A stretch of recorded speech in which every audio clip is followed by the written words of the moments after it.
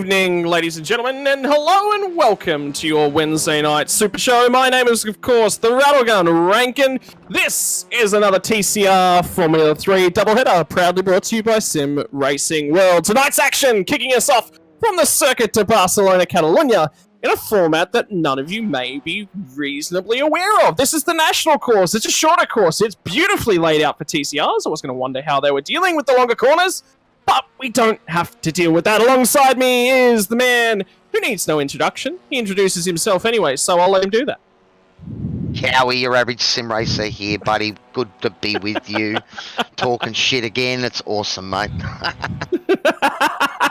Well, okay. All right. Maybe I'll do the introductions again next week. But, yeah, you started the shit store early, buddy, so that's cool. Yeah. I can throw it straight back at you. That's all good. I've got to keep you on your toes. I can't just make it easy for you. True. That would be too simple. Well, ladies and gentlemen, if you haven't enjoyed the action from TCR over the last 3 weeks, this is round number 4. What have you missed? Well, you have missed probably the most exciting piece of racing from the SRW week. All of that, of course, is completely and utterly debatable. The Porsche Cup drivers will tell you that it's their series that is indeed the most popular, and indeed the most hard-fought. The V8 Supercars drivers, Cowie, what do you say about your boys? Oh, mate, it's the best. It's awesome. The racing was so good last week. And, yeah, looking forward to it tonight as well, mate, because the racing last week in these things was amazing as well. That's what I was about to say. Look, the drivers may say that their series is the best, but so far as a commentator, I've got my own league and it's the trucks, but I'm still biased here. I absolutely think this is the best racing in terms of up the front action. In terms of mid-pack racing, the racing has been fantastic as well. Last week, we threw you back to Interlagos, and to bring you some memories of that race. Winning outright was Riley Jones with a phenomenal drive, and of course, the cleanest pit stop of the night. He had one of the shortest pit stops. Everybody else that he was fighting for the lead with, including Dylan DeBono and Paulie Gerlin, both had dramas when they came to pit lane. DeBono forgot to turn off one tyre. Gerlin turned off none of those tyres, so he dropped a very, very long way back. That decided the race. Up until that point, what was it? Great battling between those three over the lead. Then you throw it back to the mid-pack. Harry Dodds had a failure very, very early on, fought his way through the pack, come to blows with Greggy Johnson. Will that continue here tonight? Will drama continue to play its part?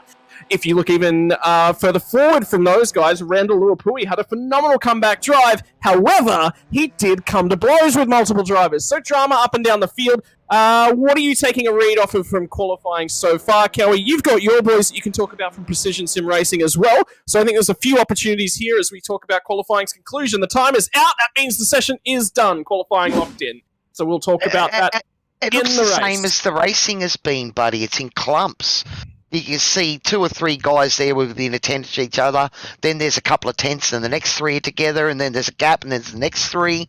That's what the racing's been like the whole series, mate. It's just been in clumps, and it seems that these guys are finding their own sort of awesome battles amongst the sort of the whole race. It's great to see.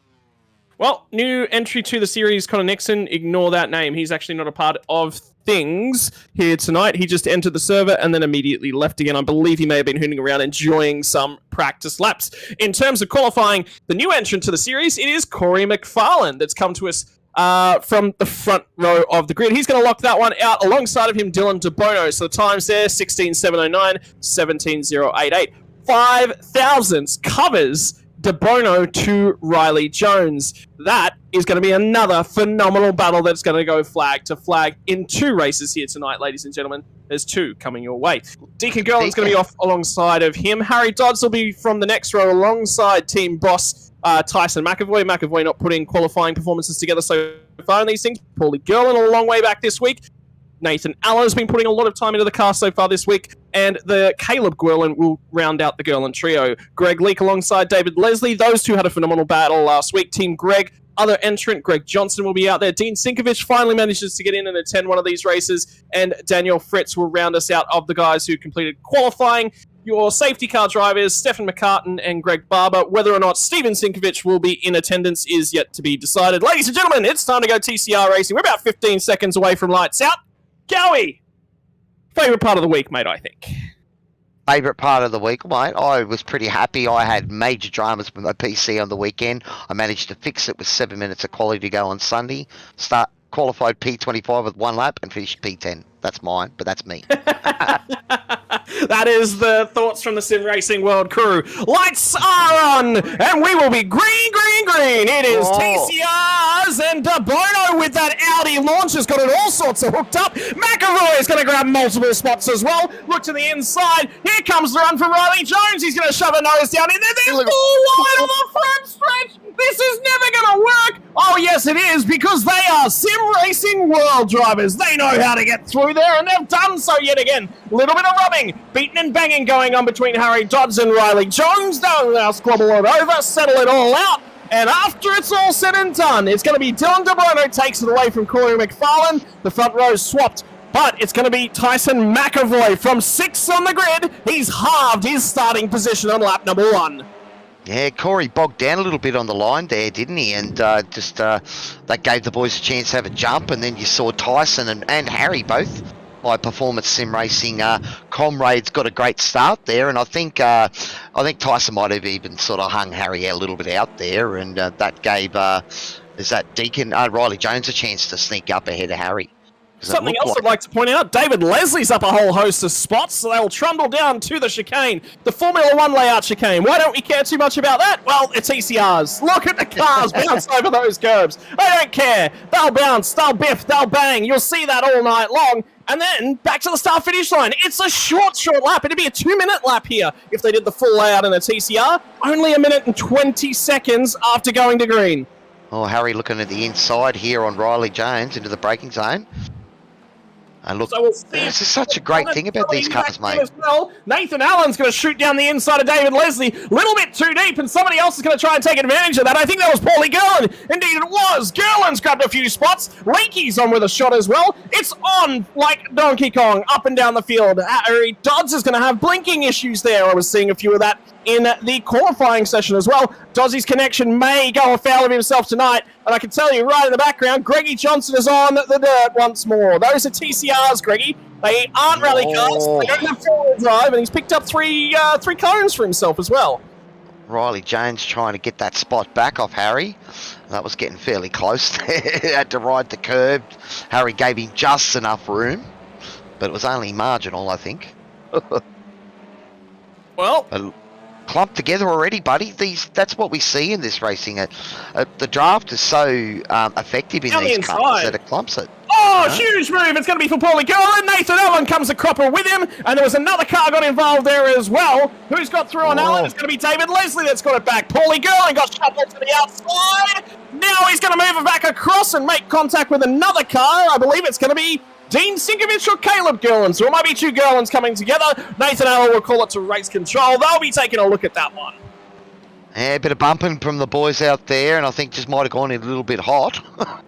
But I think sometimes you got to try and carve your way through a field like this. Oh, somebody was wide at turn one. It's Harry Dodds. Dodds is struggling. Dodds may have a slowdown or something broken. He looks like he's back up to speed. I'll say it's a slowdown through the chicane. Yeah, I'd say that you might be right. Well, he was coming from wide there, so I reckon he might have run really wide. That'll be an interesting one to have a look at when we get a chance. Well, action thick and fast. We are indeed 17 laps is the race distance for this one. 20 minutes, the journey. Outbroke himself there, Harry. Very deep into the gravel, but looks like he's got away with minimal damage there. Whew. But a bit of work to do now. He was running P4 and having a great battle. All right, well, let's get back to the live action because there's still plenty going on. This is our 20-minute race tonight, Scotty. We've still got the 40-minute reverse top 10. Oh, somebody's into the pit lane. I feel that's Paulie Gerland. So Paulie Gerland's got damage from that one, or a penalty that he must clear. So he'll be coming through to serve that one. Reminder, well, importantly as well for our viewers out there, 40 minutes feature race here tonight. What does that mean for you? It means a reverse top 10. And that means P10 equals pole for the next race. And Harry Dodds is sitting there right now thinking, you know, I've won a Porsche Cup race from here before. He certainly did. Well, he won it from P9, but he was still on the front row. But oh, right. Yeah, I threw it away from P10. Yeah, okay. Thanks for the reminder. But yes, one look at the battle here is thick up the front. Corey McFarlane back onto the back of Dylan. That's a great exit. Look at that. But nowhere to go. And it's all over these guys, so we will keep our eyes up and down the field because it's that fast starting outie of Dylan De Bono has been phenomenal for him so far. Oh, actually, right now on live coverage, De Bono is going to get a real touch-up from Corey McFarlane, and that will cut the gap back down under a second back to Tyson McAvoy, so he will now tag back into the draft, and Riley Jones isn't going too far away either.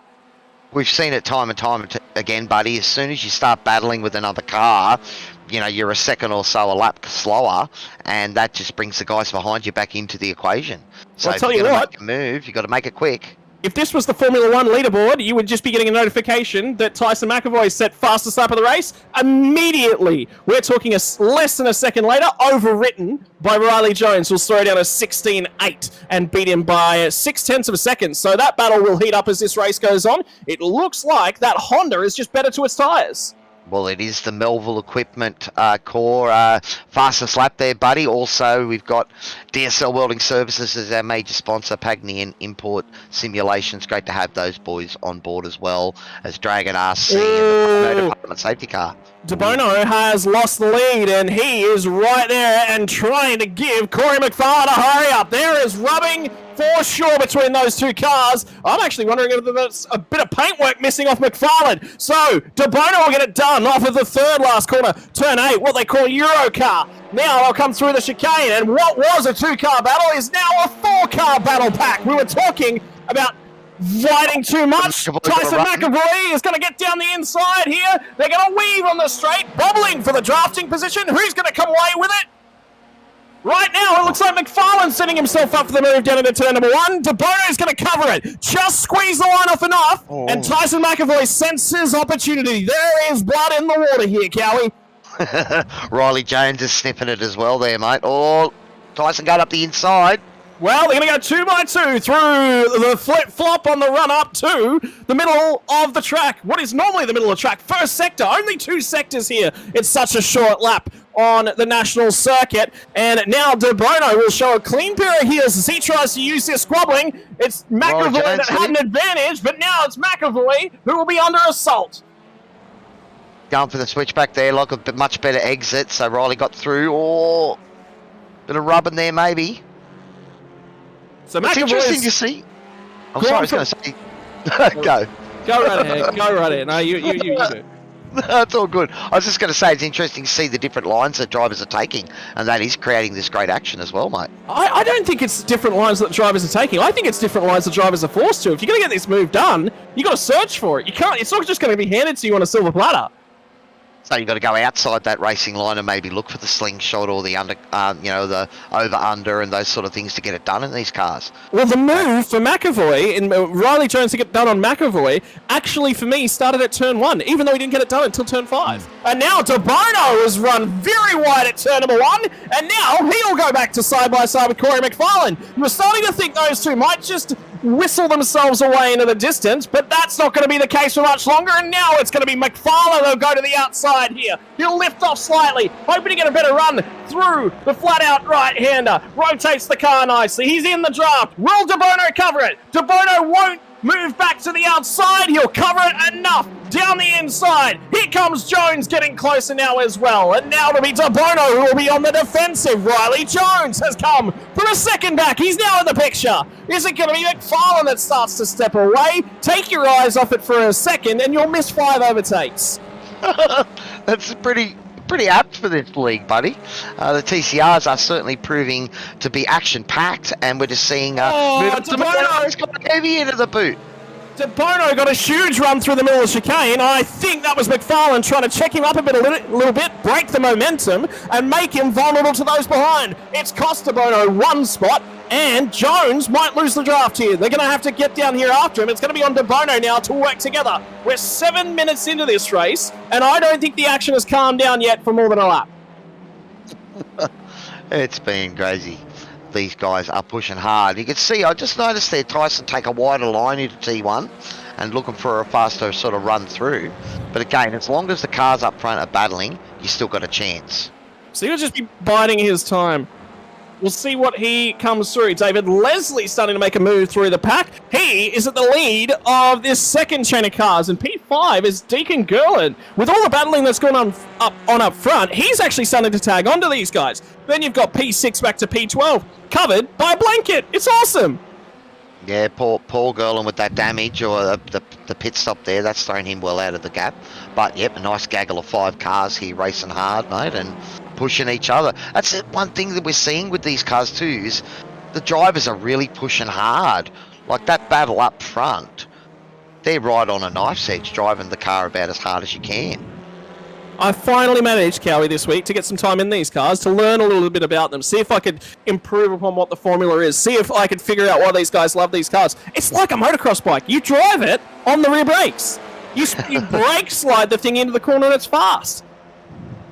Okay. That's probably why it doesn't work for me with a supercar. You got to brake in a straight line. Huge sand from De Bono into turn 1. It was too much for De Bono, and he hands it straight back to Jones. Yeah, just couldn't pull it up, but that was a big dive. It's good to see that. It's good to see that Jones let him go. Just let him go. Yeah, well, could have been trouble there if you try to sort of block that or fight that. You're going to get yourself into trouble. So better off, holding your line, starting again, and getting him on the exit, because it does seem like that's what we're seeing. Some guys going in heavy and carrying less speed out because they've gone in harder, and the others going the slow in, fast out method. See, when it's in this sort of fighting, it's not about what the best line is anymore. Now it becomes what's the best line to get myself as far forward as possible, and often, Cowie, that's not the racing line.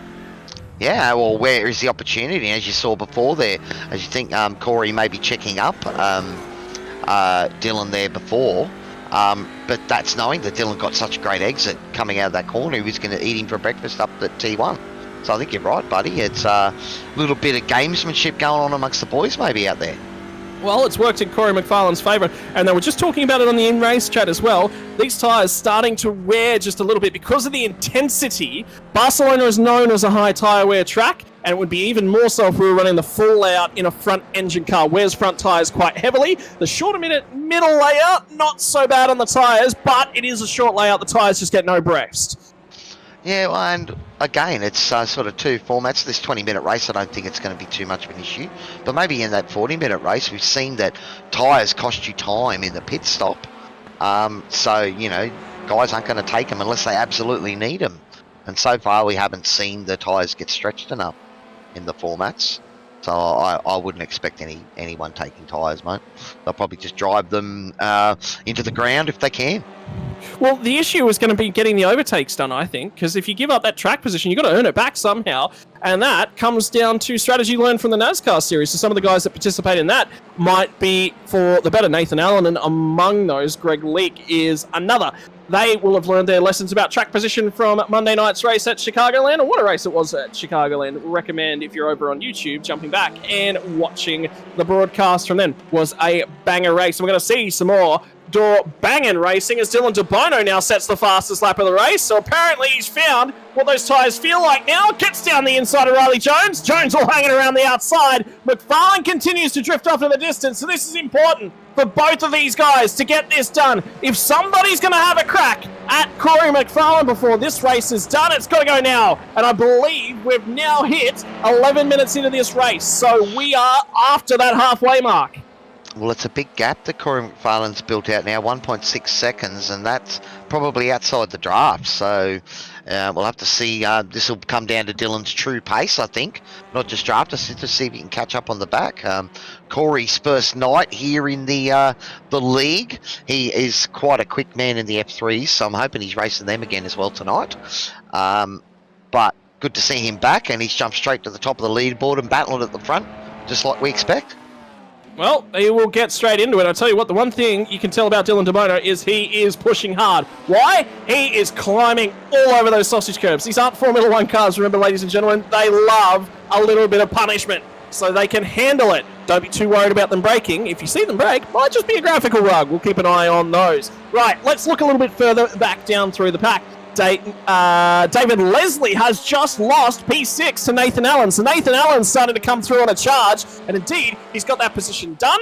And now it's going to be Leslie happening with Greg Leake. And Deacon Gerlin has also still managed to hang on to P5. Leakey will have a shot down here into turn 1. He'll think about it. and he'll try and pull that car up nice and cleanly. Does so. Leslie will hang on to the spot. We'll get a replay of what's happened to Mr. Leslie in a moment.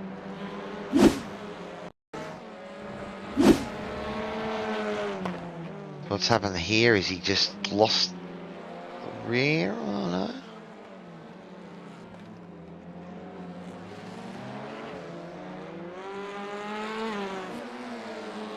Seems a bit strange, that one there, doesn't it? It's like so something happened to him there. We don't really know, but he just went a little bit deep, and Nathan got the run on the inside of him. All right. I was actually going to say, Cowie, do you happen to have the points handy for this series? Because I think that's something we need to talk about week to week, because the battles, everyone here I think has had a bad race so far. It is. At the moment, the current series leader is Dylan DeBono. He's got 39 points over Riley Jones, and Paul Gerlin a further 22 back. But Paul Gerlin, this might end up being his drop round.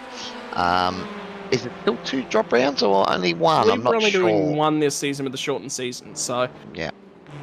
So, that does still spice things up. Tyson McAvoy was running up the front, but he's already missed 1 round, so that'll be his drop round.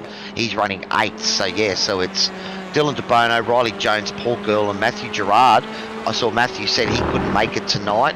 He did put a shout out on the stream and telling the boys to get into it, so at least we got you with us in spirit, Matty, but we'd probably prefer you racing out there, buddy.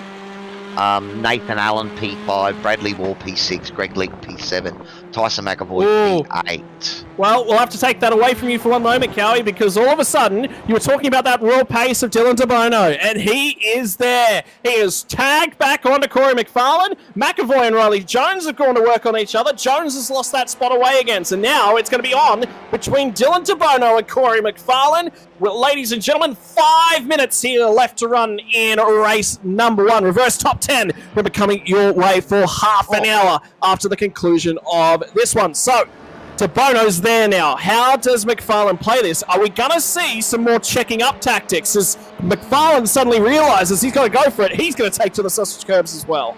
Well, Tyson McAvoy did get past Riley Jones, and now Riley Jones has just got past Tyson McAvoy, so there's a great battle going on for P3 as well at the moment, buddy. And, to put it this way, DeBono's put a second over Riley Jones back in P3. So that is now decided. It is 3 seconds between DeBono and DeBono and Riley Jones. DeBono got a little bit wiggly there. He's forced a deep run here from Corey McFarlane. McFarlane's going to try and prop him up. These guys are going to go toe-to-toe to the line. I'm expecting blows to come at some point. Is it going to be a last lap dive, or is he going to send it a little bit earlier than that if you're in DeBono's position? He was just trying something different there to get a little bit of a slingshot, saw him sort of swing right and try to flick the car through there. But Corey just put the car in the right spots and he had nowhere to go. When you look up for a moment from Corey McFarlane's steering wheel, what's in front of him, he will see Dylan DeBono plastered in his rearview mirror. Right, we're going to chop backwards just a little bit and have a look at this battle that's continuing to go on between Riley Jones and Tyson McAvoy, because that one's spicing up as well.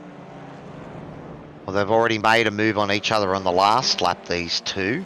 But you can see, again, what we talked about, buddy. As soon as you start battling, Deacon Gerlin is now starting to catch up on this battle. So, you know, give it another couple of minutes. That could be a 3-way battle for the last podium position. Deacon Gerlin is coming. That could be an interesting one. We've already seen one Gerlin run very, very well last week at Interlagos. Can a second start to put some pressure to these top drivers? And again, I tell you what, those lap times between DeBono and McFarlane, there's absolutely nothing in them. So those guys are going to go hard to the line. Throwing it further back, it's actually going to be Nathan Allen now who's settled into a comfortable 6th place. He has to go mistake-free from the end. But 7, 8, 9, it's going to be Leslie, Leake, and Johnston. Team Greg, are they going to put the After Dark Sim Racing driver in a sandwich here? Awesome. Nice. There's some great battles going on, mate. As we predicted, it tends to end up little clumps of battle packs around the track. And, you know, the beauty is I'm a mid-packer myself, mate, so I love watching these mid-pack battles too.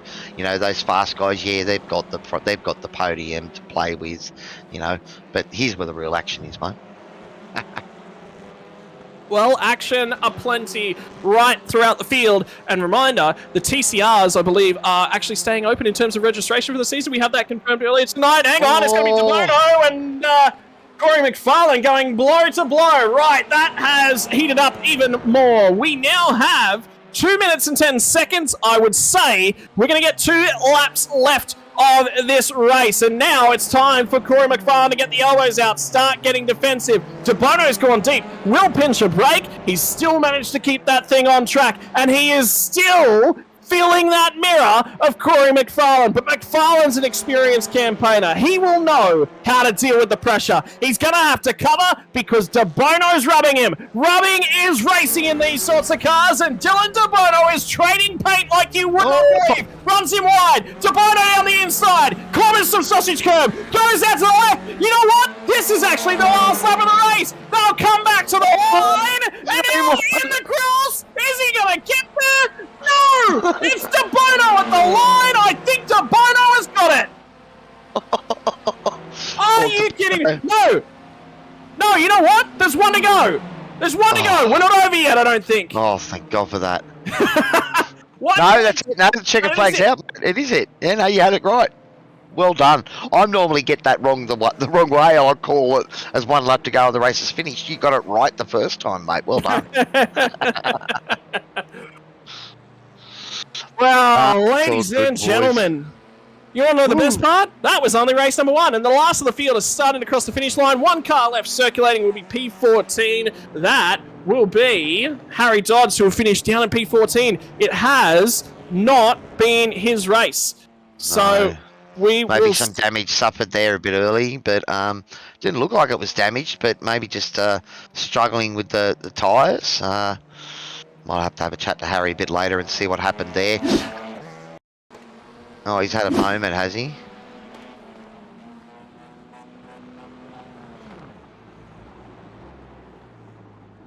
Right, okay, ladies and so we gentlemen. don't know what's happened. Well, let's have a look at the... We've only going to have a few minutes and we're ready to grid up for race number 2, buddy. I think that was legitimate. I don't think that there was anything in that one between DeBono and McFarlane. I think both of those guys had a grid from Fuji. Oh, Matty Gerard, he's saying that race control might have to check it. I haven't heard anything. I have not heard anything whatsoever. So we'll have. Just looking at the YouTube stream, buddy. Matty Gerard couldn't make it tonight, but he's out there and watching, and he reckons he might be a bit in that, but we'll have to see. Didn't hear either of the drivers jump on the radio, so I don't know, buddy. I have some good news. Steven Sinkovich has made it into the server. Hey, awesome stuff. So we might actually see all of the Sim Racing World drivers out on track finally in the TCR series. That's awesome. Yeah, so but that's the beauty of being 2 race night. So if he's missed the first one, but he can still jump in and join the fun. See, he's chosen the Audi too. That's not a bad looking livery for the benefit here SRW machine. Is that we do get that second race, but now we've got to invert that top 10. So take that top 10 and flip them on their heads. So that move that Dylan DeBono made on the final lap of the race turns out to be 1 grid spot further back. He is in that fast starting Audi coming out of P10. Remember, you had Riley Jones and Tyson McAvoy ahead of him as well. But check this out. Caleb Gerlin will start on pole position, and Greg Johnson will line up alongside of him. It will be Greg Leake and David Leslie that will make up row number 2. Nathan Allen and Deacon Gerlin, row number 3. And I can hear drivers in the pit lanes starting to practice their starts. So it is going to be another banger. 3 minutes away before those drivers will start gridding up. Well, it's one of these things, you know, when we come to this TCR racing and, you know, we don't even get a chance to talk about the track or anything because it's all the action. We're going to talk about what's happening right in front of us. You know, I come prepared tonight with some great information about the track here and its history and all that, buddy, and didn't get a chance to say any of it. here's your chance. You've got 3 minutes right now. I need a breath. Oh, do you? Okay, yes. Well, I was doing it. Well, it was sort of one of these things that this track was, I think it was built in 91 and has been such a big part of the F1 calendar. They were doing so much testing here at one stage that the drivers and the engineers and the mechanics, they criticised the track because it became one of those places that was very hard to pass, you know, in the high aero era. So high aero era, 2 words. Yeah, separate them carefully, Cowie. Which one? Which one of the high aero areas? Because we had the floor effect one. Well, before that, we're talking. I suppose the last 20 years before this year, where you get a lot of aero wash, the cars throwing up all that aero. It was extremely difficult to pass, and it come down to who got to the T1, pretty much won the race. Yeah, you're right. So, let's move this race, and instead we'll just go to Fiorano. We'll go with 2 Grand Prix in Italy. Forget Spain. That'll be fine, right? Mate, there is that much stuff going on in F1 at the moment. You know, the US getting a 3rd race next year. These tracks are hoping that that new generation car is going to give us some action, because it could mean, you know, the doom for some of the tracks that are hard to pass on, because they're not going to want to go there. I suppose in the end, it always comes down to money. If the government throws enough money to F1, they'll probably still race there. But they're already doing, 23 rounds this year? It's the drivers are starting to feel a bit stretched, I reckon.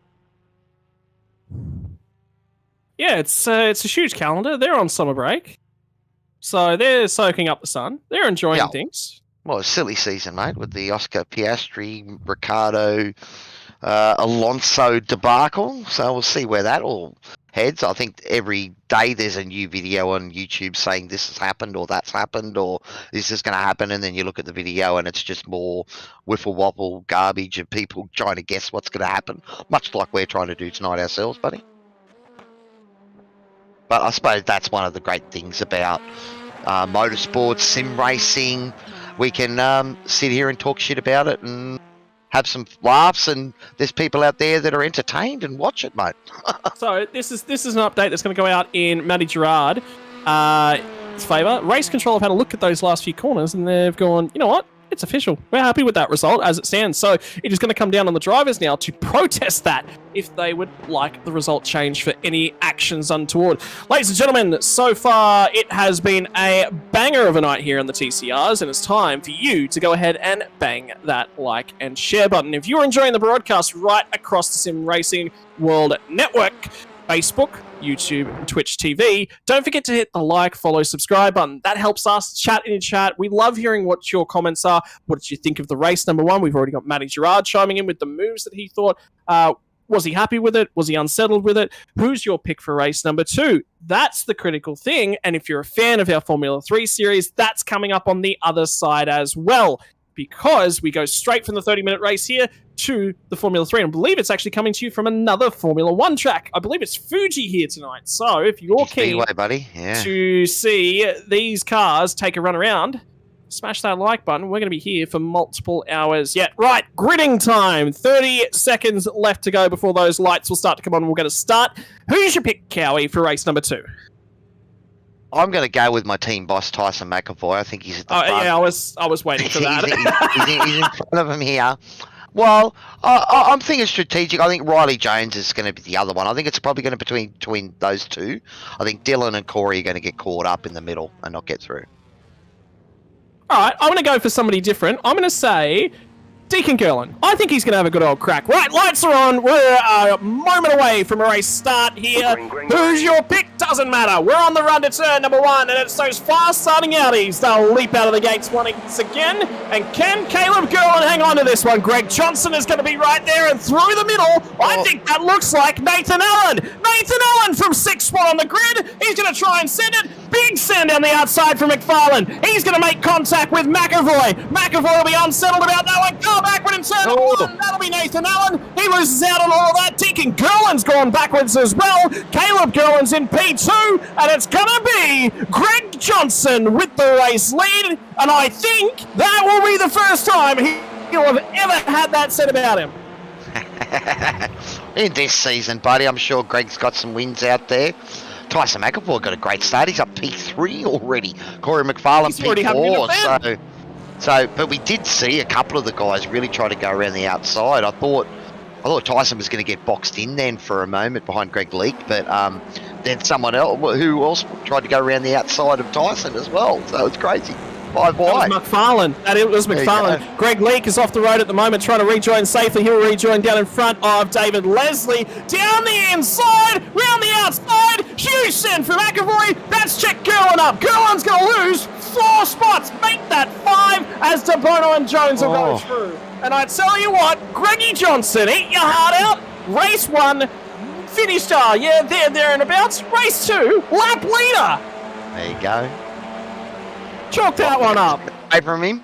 Corey McFarlane already gotten past Tyson McAvoy, so maybe I got that call Oh, wrong. hang on, McAvoy down the inside of McFarlane. So these guys are used to warm tyres. They're reacting to the cold tyres, and McAvoy's got the benefit. I think Tyson might have accidentally turned on his blinkers because they're still blinking. Something's going on with his sim there. I don't think that's intentional because he's definitely not a blinker, get out of my way driver. Well, the incident in turn number 1, lap number 1, is going to be flagged as at fault on Deacon Gerlin. We'll have a drive-through penalty to serve. Oh, no. Race control, they've taken a look at it, and unfortunately, that's what's happened there. Riley Jones is going to grab another spot back. Now he's going to be underneath Greg Leake and trying to fight him for spots, and Leslie has been passed by Jones, but now he'll have Dylan De Bono to deal with. Dylan must have got caught up on the inside there because he didn't get anywhere near as great a start as Corey and Tyson. He got boxed in. Got absolutely boxed in. Yeah, so just those guys going around the outside of T1 and T2 really worked for them. They were able to jump a whole heap of positions under brakes there. Well, it's going to be Defence City up at front right now because here comes Corey McFarlane. McAvoy's had to go defensive. McFarlane's going to back out of it. McAvoy down the inside. Just barely didn't get it pulled up. And it's going to be Corey McFarlane that cleans up all the marbles. Those cars are still attached together from Tyson McAvoy. I think that car is broken. And it's caused chaos. We might see a safety car. Oh, Riley got caught up on that. He's falling back as well. Greg Leake has managed to hang on to the thing after he was sideways going through the chicane. No idea how he's hung on to that one because he was 10 times the sideways, managed to hang on to it. Greg Johnson will manage to hang on to P2, but McFarlane... Looks a little bit broken, the front steering of that car. Yep. Unfortunately, Team Boss looks like it might be the end of race number 2 for him. Well, that's what I was going to say. I think for Tyson McAvoy, it was a case of he couldn't get off Greg Johnson because he didn't have the ability to. Safety car! Safety car! Safety car! Field will be neutralised. Who's going to come down and grab a fresh set of tyres from the back end of the field? Because this is a 30-minute race. It's going to put wear on these things. And if you're at the tail end of the field, why not? That might actually give Tyson a chance to jump on the back and not go to lap down. We'll have to keep an eye on it's too late. Buddy. Man has had to tow. Yes, but when you tow, so he can't rejoin the race? You can rejoin the race, but he's already got a lap down. He was 3/4 lap down, it's a short lap. But when you tow, it throws you forward, so you actually end up being in first for a brief moment until the leaders come through. So I was thinking that might be the case. We'll have to keep an eye on it and see what happens there.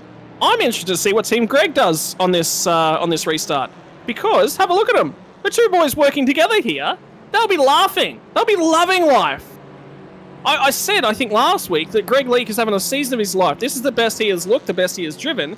And Brad Wall's another one of those Sim Racing World regulars that's all of a sudden turned the wick up a little bit and found some pace.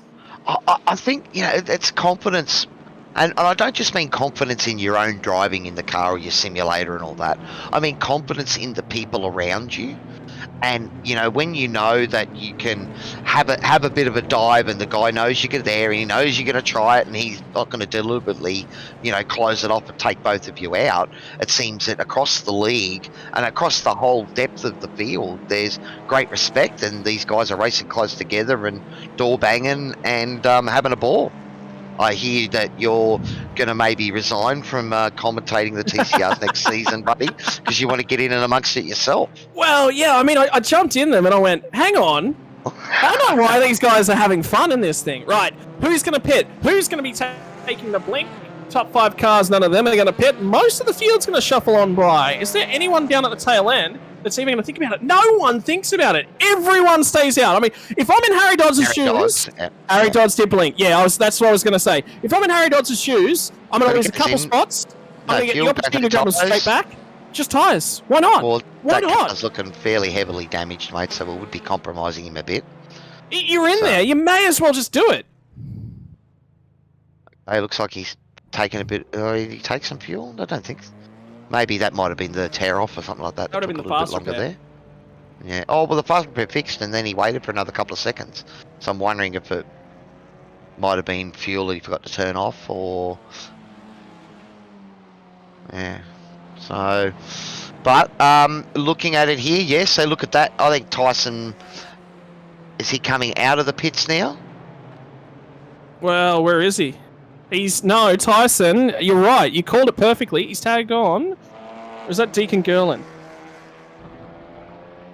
I think he's ahead of everything, so he's trying to get around and get on the back, so he will be on the Yes, lap. he is. But he's Well, we'll ahead find of out. everyone. He's still We got won't know. a bit of time to catch up, so we'll have to see if he can actually make it onto the back of the train if they go live this next lap. Well, they are. Race Control have said, yes, we are definitely going green this time. So he has got to get a move on, does Mr. McAvoy. So he will have the warmest tyres when they go back green here. But will he have those overcooked tyres by the time he gets there? Well, it's still showing him as a minute behind the leaders, so, you know, we'll have to see if he can close that in. More importantly, does he know that he's flashing everybody all the time? This is a PG wouldn't stream. think so. I'd say that must be a button that he's clicked on that, you And know, it's stuck down. it's just stuck on there. Tyson, So- this is a PG stream, mate. No flashing anyone. It's too early in the night, my friend. Matty Gerard is just made a couple of little mentions there. First safety car of the season, that's right, for the TCRs. Well, here we go. And he's also surprised that you haven't passed out from your excitement and commentating. I have, just much later at night. Oh, big checking up down the tail end of the field, and De Bono's going to get it. We're going to go back to green flag racing as they cross the start-finish line. McFarlane held them for as long as he possibly can, and here comes De Bono down the inside. He'll show the nose here on Greg Leake. Is Greg Leake going to hang on to a podium spot for another lap? It's 6 laps longer than I think he's done so far this season, and he will relinquish that one to De Bono. So this has worked out hugely in De Bono's favour. Has another comeback at him as Greg Leake got a huge run off the middle of turn 2 to 1. Sorry, we're not on an oval track ranking. Get your numbers together. Greg Johnson will be the next obstacle in De Bono's way, and then we'll see if De Bono can start sitting down after these guys. Well, but it's an oval, mate, so it's only got one turn, doesn't it? 2. No, that's only if it's got straight. It's an oval, it's one big circle.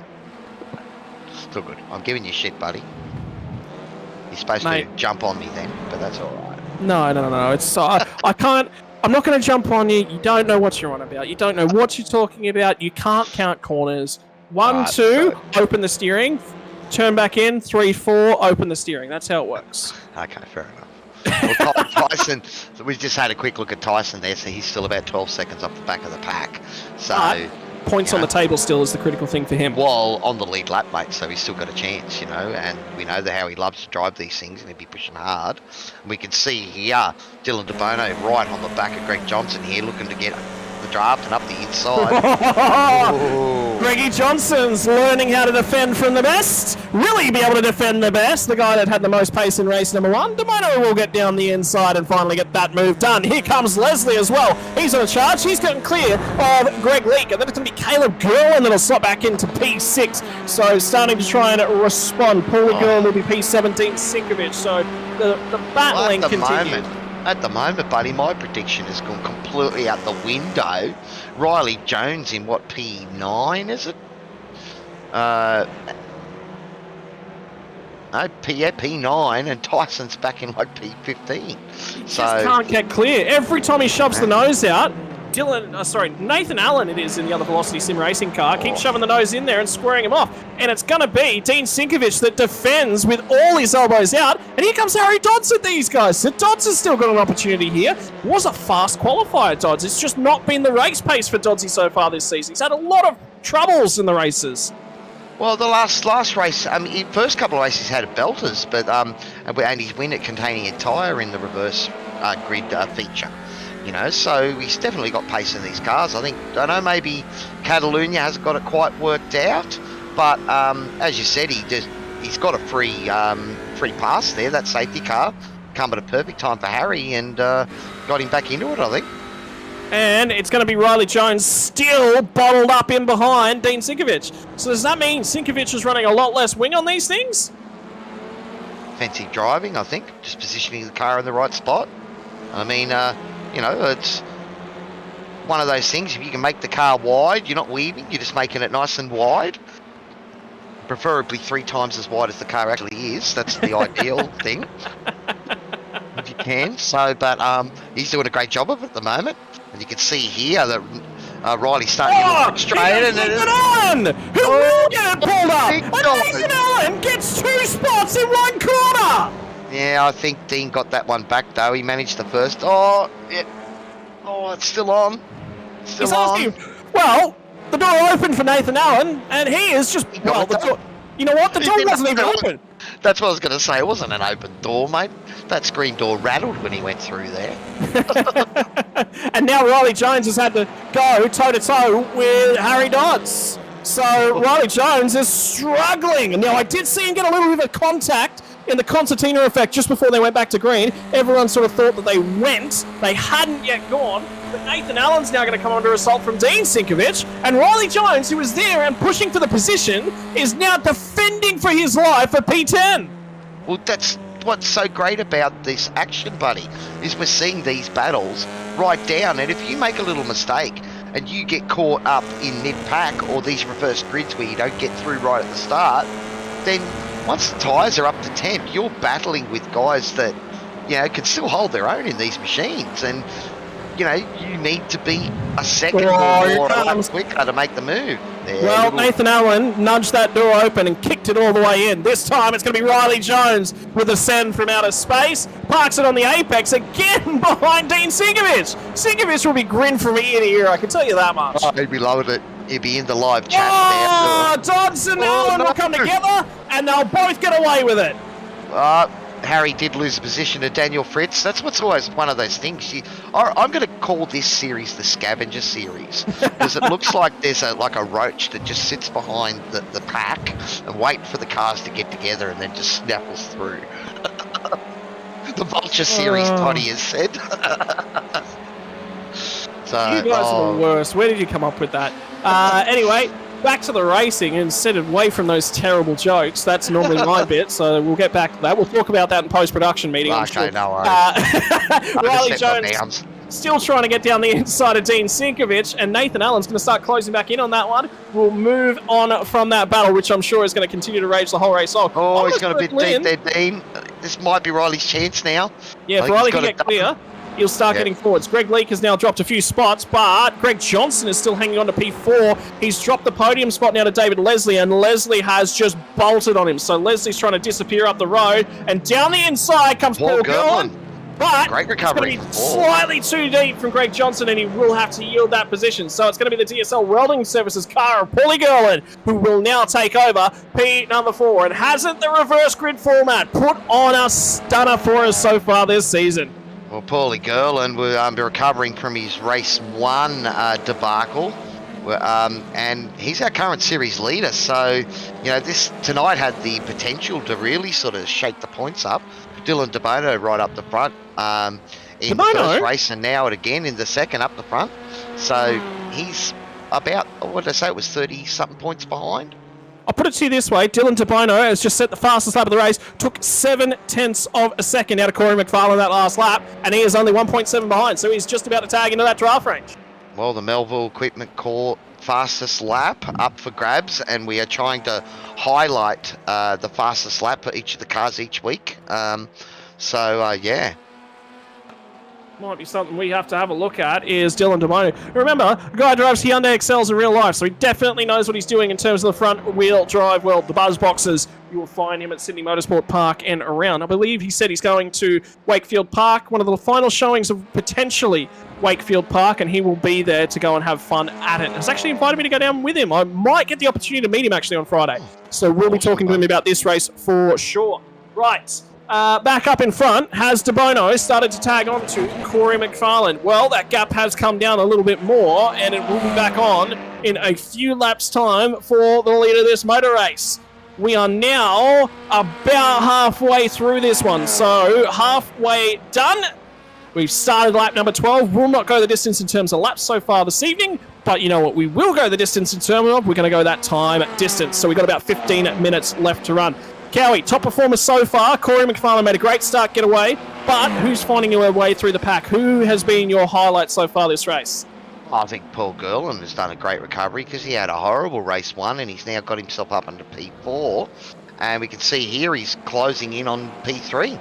So Mr. Gerland, SRW's DSL Welding Services champion. He's running it and catching up, buddy. Looking good. That car looks schmick too. Oh, doesn't it what? And he is hunting down David Leslie. Denied a podium with poor pit stop strategy, maybe even a pit lane penalty last week for speeding in the pit lane. Will he be able to get it back this week and finally stick his car onto the podium? You'll find out in 15 minutes' time. First of all, he has got to get past David Leslie. Greg Johnson, I'm still stunned by this race. How long he hung on to everything was phenomenal. And I tell you what, Dean Sinkovic, I am thoroughly impressed with the driving skills from a defensive position he has taken to this race, and he's taken to it and kind of like a duck to water, really. I think he'll be chuffed with that. I reckon that nice sort of 5-6 minute snippet there of the race might be on repeat at the Sinkovic house for a while. It's gonna be like, Steve, have you seen this? yes, Dean, I've seen it about 20 times now. How about 21? That's awesome. It's good to see both Sinkovic boys running tonight. So you know, but and there's always a bit of friendly rivalry between those two. So, and more importantly, you know, they were getting a little bit of a moniker of being the Spinovics, but so far, you know, none of that stuff happening at all in the TCRs. So, mate, they're doing quite well, and I'm sure that those boys will be enjoying that they're in the battle, because at the end, that's what I love about sim racing, mate. I'm not going to be the quickest out there. I'm up against real race car drivers, for God's sake, you know. But if I can battle with them, oh no! I think you've mentioned Steven Sinkovic, and I think he's had a moment on this lap actually. Oh no! A commentator curse. Oh no! Oh, come on! I talked about it and was giving him great raps and everything. Well, Harry Dodds is starting to come back through the field. He's now got past Nathan Allen. Now it's his turn to have a go at the back of that sim racing world car. He's the cork in the bottle. He's been a pretty effective cork before that little mistake there, because, you know, he was matching it with the boys up in front. He held Riley Jones up there for several laps, and Riley Jones has been a round winner. So, you know, no slouch in the TCR, Mr. Sinkovic. And Harry slingshotting, trying to go around the outside. Formula One defensive style posture there too, so he has been practicing, and it's opened the door for Nathan Allen, who will return serve after he got the same treatment from Harry Dodds a few laps ago. I think track limits are optional in tonight's race, buddy. Mate, they're front-wheel drive rally. They're basically rally cars, you know. Well, that's right. You know, well, I was going to note before in that first race, when we were talking at the start, my screen was stuck in the one corner there in the practice. I was seeing how Dylan DeMono took that last sort of entry into the last chicane before the start of the lap, and how he was jumping over the curb and just said launching it. And we've seen these boys here. If there's half a line on the end of the corner, doesn't matter if there's a sausage curve there. About half a line. I was just looking at Harry Dodds, looking for any bit of the nose that he could get it underneath Sinkovic. Couldn't quite get it. Now he's there. Now he's got to run. He's got the draft. He's got the run. He's got the hole straight away. Is he too close though? Because I think that run just stalled out again. So he's going to have to build that all over again. Well, I think we've sort of been talking a little bit with Harry, and sometimes he has a tendency to wait a little bit too long before he pops out. Well, he's popped out now. Look, it's worked for him now, but as you said, he was really close there before he pulled the car out. He needed to lift fractionally, such that he was still getting the draft, and he got the overlap at the corner, exit of the corner. He effectively had too much speed, and he reached the car in the middle of the corner and couldn't pop out. So he's got the move done now. And then Nathan Allen's now got that problem behind him. But Dean will be loving all of this airtime, and the fact that he's battling hard, and you can see him using defensive lines where he can, and trying not to make it easy for the boys. Yeah, they're going to have to earn a pass on a Sinkovic tonight, which is good to see. Well, Speaking of drivers that'll have to earn their pass, race lead, Corey McFarlane started to stretch that margin a little bit over Dylan DeBono. DeBono will take a 10th out of him this lap, but the margin between those guys was down to 1.4 seconds, blown out by about half a second, back up to about 1.9.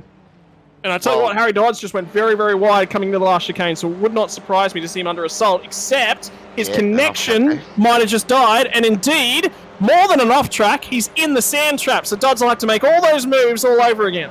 Oh no. So it's been a bit of a night to forget for Harry at the moment. Car doesn't look damaged. I think he just caught the curbs, just rode too much curb, and around it she went. It was deep. It was one spot that you didn't want to be deep into is the chicane. But that's what we're seeing in these cars. It almost seems like you've got to drive them hard. So he's had a little bit of a glitch then at that time. So maybe his screen glitched as well, and that's what put him out of the kitty litter. Because that is one of those problems. If it happens at the wrong time, we do every now and again. You get screen tears and flutters in your sim, and if it happens at the wrong time. I hate to point out that we've missed a battle, guys, but we've missed a battle. Paul Gerlin up into P3 has cleared David Leslie, so hopefully we'll be able to find a replay of when that move went on. And now Riley Jones is coming back for it as well. So Riley Jones will be all over David Leslie here in a couple laps. Christian Jones out the stream there, just asking how long the race has got left. Well, we can't see the timing up there. 8 minutes 40. 8 minutes 40. 8 minutes. And we saw there before you giving a big shout out to the Gerlins. Thanks very much for coming along and enjoying the stream. Giving Caleb a bit of a shout out there. How's Caleb running at the moment? This will show the move, actually. Paul Gerlin on David Leslie. Gets it done nice and neatly. Yeah, great job for Paulie. Now, keep your eyes back as we go to live again. Paulie Gerlin needs to try and get away from David Leslie and get clear as quickly as he possibly can, because with 8 minutes on the clock, it is going to be Riley Jones, who is now less than a second behind David Leslie, so he will start to creep right back up in on those guys. And for Riley, it's critical he gets some points back here. He wants to keep with Dylan DeBono, because DeBono's beaten him in both races so far tonight, barring catastrophe. Bono is now within half a second of Corey McFarlane, buddy, so it's heating up the front too now, so he's running him down. So McFarlane's made a mistake, for sure. They weren't that close the last I checked. Well, it was about 1.8 seconds a lap ago. McFarlane lost a second in the second half of the track that time, and indeed, DeBono is so quick, he's going to get the nose down the inside, forces McFarlane to try and cover him off in the braking zone, and sometimes you don't need to get the move done. Sometimes you need to force the error, and he's doing that on Corey McFarlane, looking for the crisscross. Did exactly what Harry Dodds did earlier, a little bit too much momentum. Out comes the nose from DeBono. He'll squeeze him to the apex. DeBono up the inside. It'll be Jones trying to respond from the outside line. They managed to just hang out there, and they will still hang into it. It's going to be side by side for the run down into the hairpin, and it will be McFarlane ahead just. He just got that car stopped. It was a good thing Dodds tried the crisscross, because if he was there, they were both out. Well, that witch's hat was actually leading the race there for a while on the front of Dylan's car. Sorry, on front of Corey's car there. That was Corey's great. Car? Yeah, that's awesome. They're getting some coverage tonight, the witches' hats. But this battle is on, buddy, and we are probably looking at, what, maybe another 4 laps?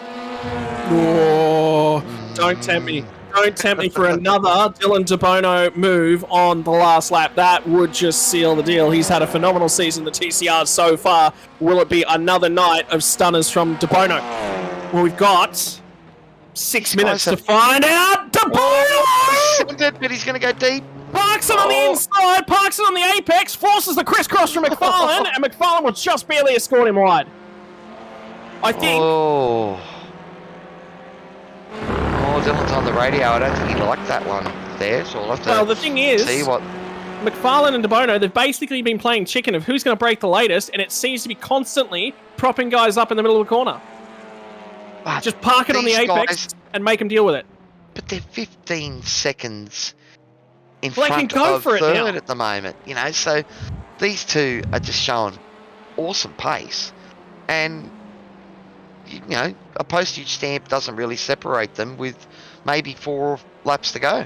Ladies and gentlemen, something to keep note of. Riley Jones has now cleared David Leslie. So Jones will start to hunt Paul Gerlin down 2 seconds the margin with 5 minutes on the clock. They'll probably get 3 laps left in to the conclusion of this race, but we'll have to keep a close eye on the time to find out. Right, leaders coming out of the last corner.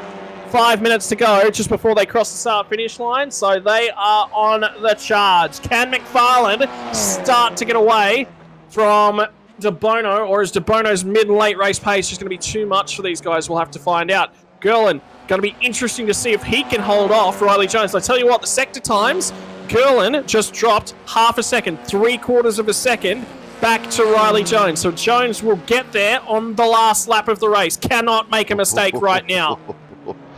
It's pretty close out there, and it's heating up. I mean, it's been, shouldn't say it's been heating up, mate. It's action the whole, from start to finish in these TCR races. Thanks for the shout out there, Shani, just giving the Gerlin trio a big pat on the back. So it's great to have the whole family on board and support. And again, guys, if you're out there and you're enjoying what you're seeing, make sure you hit that like button and subscribe to SRW TV. All brought to you all thanks to DSL Welding Services, Pagnian Imports Simulations, Dragon RC, the Promo Department Safety Car, and the Melville Equipment Court Fastest Lap. Did I get that all in one breath? You've done well. You've done well. You've been researching. You've been practicing. Congratulations, Cowie. Great job with the sponsors. You had a bit of a chat with the team on the weekend, Scotty, talking a bit about preparation and all that. So glad to see that my prep is working. There you go, mate. Practice prevents piss poor performance. Unfortunately, in my case, it generally doesn't. But hey, well, that's a topic for another time. Right, ladies and gentlemen, we are inside 3 minutes to go, and I can guarantee you they will get 2 laps in. They may even get a 3rd lap in from where we are now. The leaders are already in the middle of the lap, and De Bono and McFarland, there is nothing between them. De Bono has closed that margin yet again, down to the outside at the hairpin, looking for the cutback. Very deep there from De Bono. Unless he's testing something. He might be just testing how late he can force McFarland to brake, and McFarland might be just starting to pick up some defensive markers. You can't send that move in the final chicane like he did in the last race, because McFarland will be wise to it this time. Dylan? Well, I don't think he's going to let him get away with it, because and as you said before, you know, the boys didn't have anything to say on the radio after the race 1 incident in the last lap, but we just saw Dylan jump on the radio. So, you know, it's starting to get a little bit heated between the boys, which is great to see it on track. And bit of passion involved, mate. We always like to see that. Yep. De Bono is there. De Bono is coming, and De Bono sniffs an opportunity. Going to give him a touch-up. Hey, mate, send some Morse code through. I hope you've been reading that Morse code book, because you are going to know what these messages mean in a moment. Paulie Gerlin now only has a half breadth ahead of Riley Jones. So Jones and Gerlin are now side by side as they come through turn number 1. Down the inside, Gerlin should have this through turn number 2, but Jones is hanging around the outside. Now at a ton of momentum, bounces over the sausage curb. But again, it's not a Formula 1 car. It'll handle that totally fine. Got the job done, and just Riley Jones again, another driver that's shown express pace in these TCRs this season, and even the reverse grid, and getting caught up there a bit at the start of the race there hasn't, you know, well, I suppose it has hurt him because he's 16 seconds off the lead, but it's been a great recovery drive up to P3. Mate, you only need to be there on the last lap into P3. That's the important thing. So he's done all he needs to do to minimise the point loss. Right, crossing the start-finish line, and I'm getting the signals that might be the race over, in which case that will be, and I believe that is it. It's going to be Corey McFarland. There won't be enough time left for Dylan De Bono to get back there, and De Bono will be sending some signals. We'll rough him up, I think, a little bit on this cool-down lap, just letting him know, hey, I'm not over the moon about that one. It caught us a lap early, so we do apologise for not having the timing up on the screen. I'm not sure what glitching is going up there for the race times. 5th, 6th and 7th. So it's going to be David Leslie that'll defend it away from Greg Johnson. Team Greg finishes 6th and 7th. Then we're going to throw it back to 8th, 9th and 10th. We'll all throw a blanket over those guys. Nathan Allen, who finally get the job done on Dean Sinkovich. Caleb Gerlin will finish immediately in behind him. Tyson McAvoy will finish just over a second back from Caleb Gerland and Harry Dodd. So not the night that they wanted from Precision Sim Racing, but it's going to be the McFarlane and De Bono show, 1 and 2. And those boys swapped who finished ahead of each other in that second race. Oh, again, supreme pace from the podium again tonight. Corey McFarlane, Dylan De Bono, you couldn't separate them at the end, and it was De Bono race 1, McFarlane race 2. So I think that gives the round to McFarlane because this was the longer race. Yeah, the longer race is worth more. So generally, ladies and gentlemen, what they'll do is they'll take a round, they'll split it into 150 points. Generally, the sprint race will be worth 50, the feature race worth 100. So basically double the margin in the feature race. So with the drivers swapping positions and McFarlane taking the lion's share of the points, that would put McFarlane in P number 1 for the round. So it'll be McFarlane from De Bono, and I would say Riley Jones will wrap up your podium here tonight from the TCRs. Another week of TCRs! Another week of door-banging action. And ladies and gentlemen, we'll get our podium ready because we've got Formula 3, the other side of this one. So don't get too comfortable as soon as the drivers start. That's the warm-up results there, Toddy. So we'll have to change that one. We had Caleb's name up in there. Caleb did have a decent race. I think came home in P10, so that's a pretty good result. Managed to hold off Tyson there at the end. The performance sim racing boys, I think this will be a night to forget, and there might be an interesting debrief to see what happened. Righto, ladies and gentlemen, we will not hang around with these podium celebrations here tonight. We're going to move straight on to the interviews, and it'll be the driver of the 99 from Man Up Sim Racing. Riley Jones, that second race, you just could not get past the wall that was the Sim Racing World Car of Dean Sinkovich. Oh, mate, it was good racing, I'll tell you what, but yeah, I've got held up for a few of the boys and a couple of dramas that was my fault, and I knew I had to knuckle down and get there. What's it like? Because it's really, that's, for me, that right there was the essence of what reverse grid racing is like. You give somebody else an opportunity to stick their car ahead of you, and they get to learn. It's the less experienced, the less quick drivers' opportunity to learn their racecraft. And I think they put a good display on here tonight. Oh, mate, they definitely did. You know, there were some hard guys that were racing around, and they definitely put the pressure on me, and all the other boys. You know, you got Dylan and was it Corey? Yep. We just knew we had to do what we had to do, and get especially those first few laps when everyone was tight. Like, holy, that was Tell you what, I'm sweating just thinking about it. Not even a thought when that safety car came out of coming in, grabbing a fresh set of rubber, just throwing something else out there to see if you could do something different. You looked comfortable on the pace over those last 5 laps. Your last lap was actually the fastest last lap of anyone that was actually out there on the track. So it looks like you weren't too concerned about rubber. No, definitely not. And, you know, like, I think as the track, got a bit of rubber down, definitely sort of those, that last chicane and even some of the corners around the back end, it sort of just wanted to hold a bit better. And I could feel that as the car was getting on. And I think that was sort of the defining factor on how I made it past those last few guys towards the end. Mate, a new driver here tonight in the lead, Corey McFarlane, but I'm pretty sure you guys have banged doors before. What's it like having another outside influence sort of come in, a league that's a little bit more settled, and it just shakes up things a little bit? It adds another element to the racing as well. Oh, mate, definitely. And, you know, like Corey, like, he's got some pace, and, Dylan and I are definitely pushing hard and doing the best we can. But yeah, it's good to see, the boys and Paulie Gerlin was up there again, and it was good to see him. Tyson had a little drama, and also he was up there again battling hard in that first race. And yeah, it's good to see the boys as the sort of weeks are going on. It's just continually the boys are getting better, and that's what we like to see, and that's why, like, you could see in that second race that was some really, really close racing. And it was clean. There was doors rubbed a little bit at some points, but no one was ever doing it intentionally malicious. It was everyone was just fighting for every square inch of track tonight. Oh, 100%. And, the guys were, and this track is not an easy one to pass on. You got turn one and maybe up the back end on that back end straight, you may have an area there. Some of the boys, we got some good runs around the corner, around turn one and back up the hill.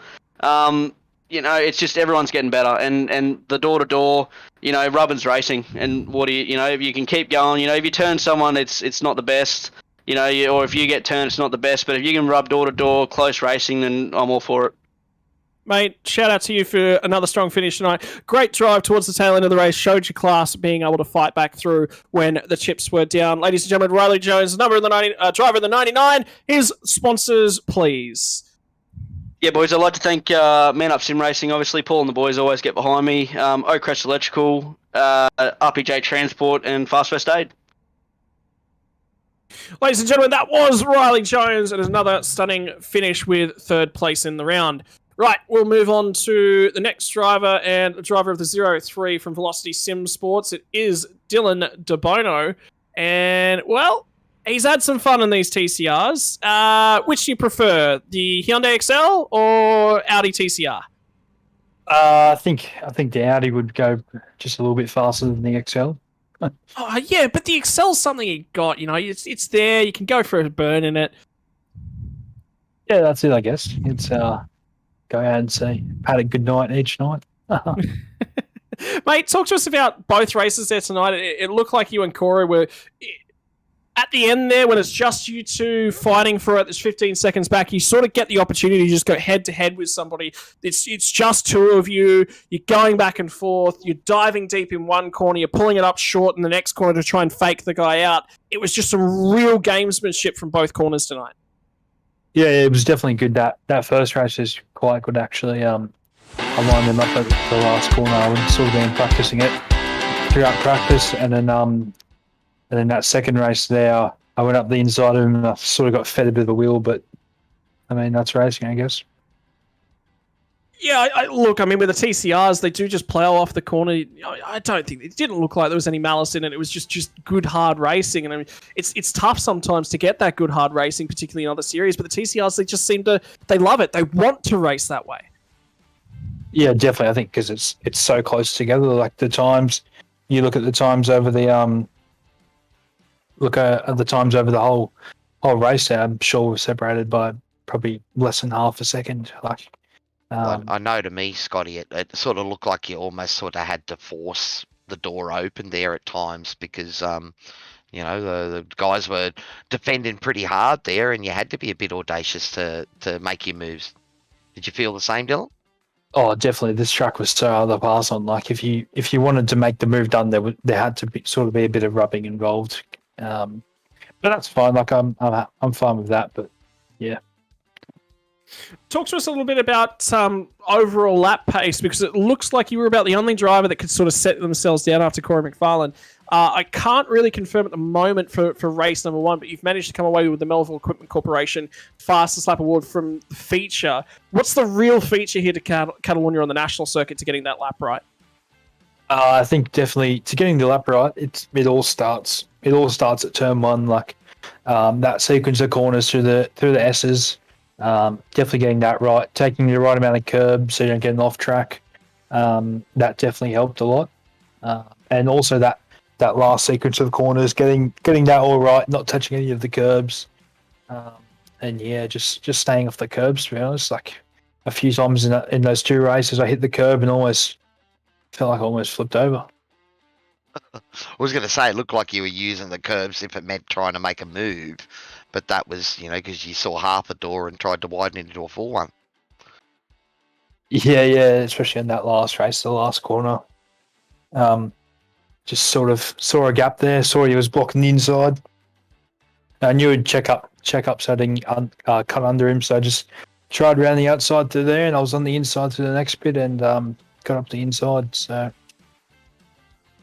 Well, congratulations, mate. When it works, and you managed to keep us with a barnstormer to the end of race number one, and you kept him honest throughout the entirety of race number two. Ladies and gentlemen, driver, this is number 03, Dylan DeBono, and these are the sponsors that make it possible for him. Yeah, big thanks to Velocity Sim Labs, Petters Brakes and Suspension, Original Digital Design, JS Sim Shots, SRW for putting the good league on, you guys in the stream for putting an awesome stream on. Race Control, they do an amazing job, and all the boys for racing as well. Without them, it'd be a bit boring with one guy on the track. Ladies and gentlemen, your second place finisher from the round here tonight, winner of your sprint race, Dylan DeBono. And finally, closing us out in terms of podiums here this evening, but most importantly, the top step of the podium, first night in the league, Corey McFarlane. That looked like you had a serious case of grin from ear to ear. Nah, not really. Car was pretty average to drive. Yeah, not a huge fan of it, but that was good to try. Well, you jumped in the machine and jumped straight to the top, buddy, so you got some pace and something that you didn't really enjoy. Looked like you, as I said, the action looked great from our perspective, buddy. What was your take on it all out there? Yeah, it was good fun. All the cars have their strengths in very different places. First race, the tyres died after about 3 laps, which wasn't really expecting, and then second race took it extremely easy on them, pretty much the whole race, and yeah, the Audi just seemed to catch up big time in the end, so there wasn't much I could do there, and then yeah, that was good fun though. Talk to us in terms of the shorter layout here at Catalunya. Fan, not a fan? Surprised when you climbed in the sim for the first time this evening? Yeah, I'd hopped in and just assumed it was Barcelona full, and then yeah, noticed it was the short one, and it's always good to do something different, and try something you haven't done and learn it. But I'm not really fussed. It's just another track. Eyes now will set themselves towards next week, and I think we're actually expanding. The track will actually be a fair bit bigger next week. Returning to the TCRs, is it just a one and done sort of effort for you, or are you going to make this a regular part of your repertoire? I'm not sure if I'll be around next week to do it, but if I'm free, I might come over go, or yeah, not sure yet. But the racing in these cars is all good. Compared to the F3s, where you have a little bit of netcode and there's your car written off, so it's very different like that, and enjoy having close racing where you can bump and rub a little and all that, so it's definitely good fun. All right, mate. Well, thank you very much for joining us here in the broadcast booth. Ladies and gentlemen, that is Corey McFarlane, and Corey's about to give us the sponsors that make it possible for him. Big thanks to, obviously, SRW, putting on the leagues, the broadcasts, everything. It's not easy to run a league, and you guys do an awesome job of it, offering heaps of different classes to race in. So big thanks to you guys, and also Senate Sim Sports, Precision Performance Setup Shop, AJ Insurance, and then the rest of the team there. Joe does an awesome job running the team. It's always good fun.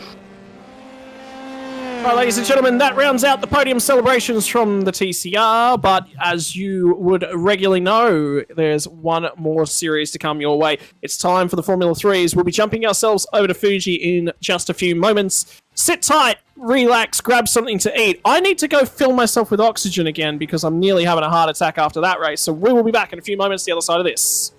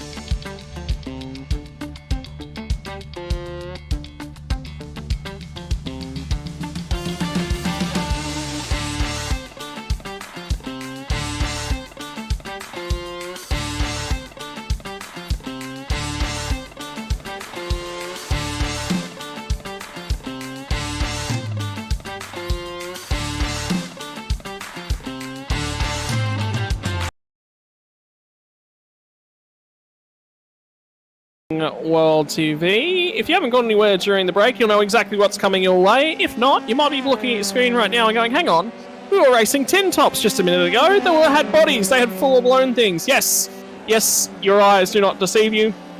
It is time for Formula 3 on your Wednesday night once again. The same broadcast crew for the same broadcast place. That's why you don't take your eyes off the TV, Cowie, because we're here from, 7:30 right the way through. It's going to be a long one here tonight. We've got an hour and 20 race, and we are already 5 minutes into qualifying, so we've got 10 more minutes to go. So an hour and a half worth of action coming your way. It is going to be an awesome night, buddy. We've already had a great race of the TCRs, and we've gone from opposite end of the spectrum. A car that you can leap over curbs and bang doors and everything, to a car that brakes when you breathe it. Well, that is track layout that you're trying to look at the moment. It is Fuji International Speedway, not Charlotte Motor Speedway, as you can see there on the right-hand side of the screen. It was a change to the schedule because we've got a new track added to the roster of iRacing tracks. We opted to come and say hello. This is Fuji International Speedway. This is going to play host to the TCRs, V8 Supercars and the Porsches next week. But tonight it will play host to the Formula 3s. An old Formula 1 track, played host to probably one of the most exciting races back in 2007. You would have seen, I believe it was Felipe Massa and I want to say Robert Kubica go head-to-head in the wet, banging wheels, which you just don't do in a Formula 1 car. You're not going to see any of that here tonight because those wheels will fly off at a moment's hesitation. Oh, that's it, buddy. Well, did you actually know a little bit about the history of this place? This was actually originally supposed to be Japan's NASCAR track. I did not know that. Yeah, man. So it was originally sort of built by the Fuji Speedway Corporation in 63. So, and what had happened is they'd started, it was going to be a 4-kilometre banked super speedway, but they ran out of money and only one of the banked corners was finished, right? And then what happened is, unfortunately, there was a fatal accident in 74 where 2 drivers lost their lives and I think 6 others got injured. And at that point, they went, nah, we've got to redesign it. They took away the banking and all that, and we've got the current layout we have today. Well, there you go. I did not know about that, but that does make sense because Japan's got this lovely love affair with everything American culture. Baseball, big sport in Japan, and I believe they're big fans of NFL. For you Aussies out there, will know that as gridiron. Right, Formula 3 time. You see the things with wings. It's going to be about getting yourself a drafting partner to haul your ass down that was a 1.5 kilometre main straight. I think so, something around that, buddy. 4.48 kilometre the whole length. You can see the stats up there before you guys. They're still showing. Fairly cool out on track at the moment, 23 degrees, so should be a pretty good operating temperature for these guys, and it already looks like there's a fair bit of rubber down on the track now, buddy, so we should be seeing some good times. Qualifying halfway through, so these guys with fixed setups, they will need to hang out there on the track to burn that fuel off. Fuel is starting to burn it through, and one driver who has yet to pick himself up a pole position has jumped out in the early stages of qualifying so far. That is Adrian Loretti from Kittens Racing. He's putting on a very strong performance, and indeed, he's currently in the final sector, and I can tell you this much, he's purple through the middle of the lap. This could be another phenomenal performance from Adrian Loretti. This could be the moment that we start to see the Christopher Island and the Matty Jones pain train dismantled. Well, I've got a bit of inside information on Adrian. A little birdie told me that he's got some new pedals. Perhaps the Kitten boys have sort of fixed him up there so he can become the #1 driver, you know, trump their big draw car. Or maybe he's looking for every edge he can get, but at the moment, new pedals seem to be working a treat for him. Thanks for the info there, Darren, too, buddy.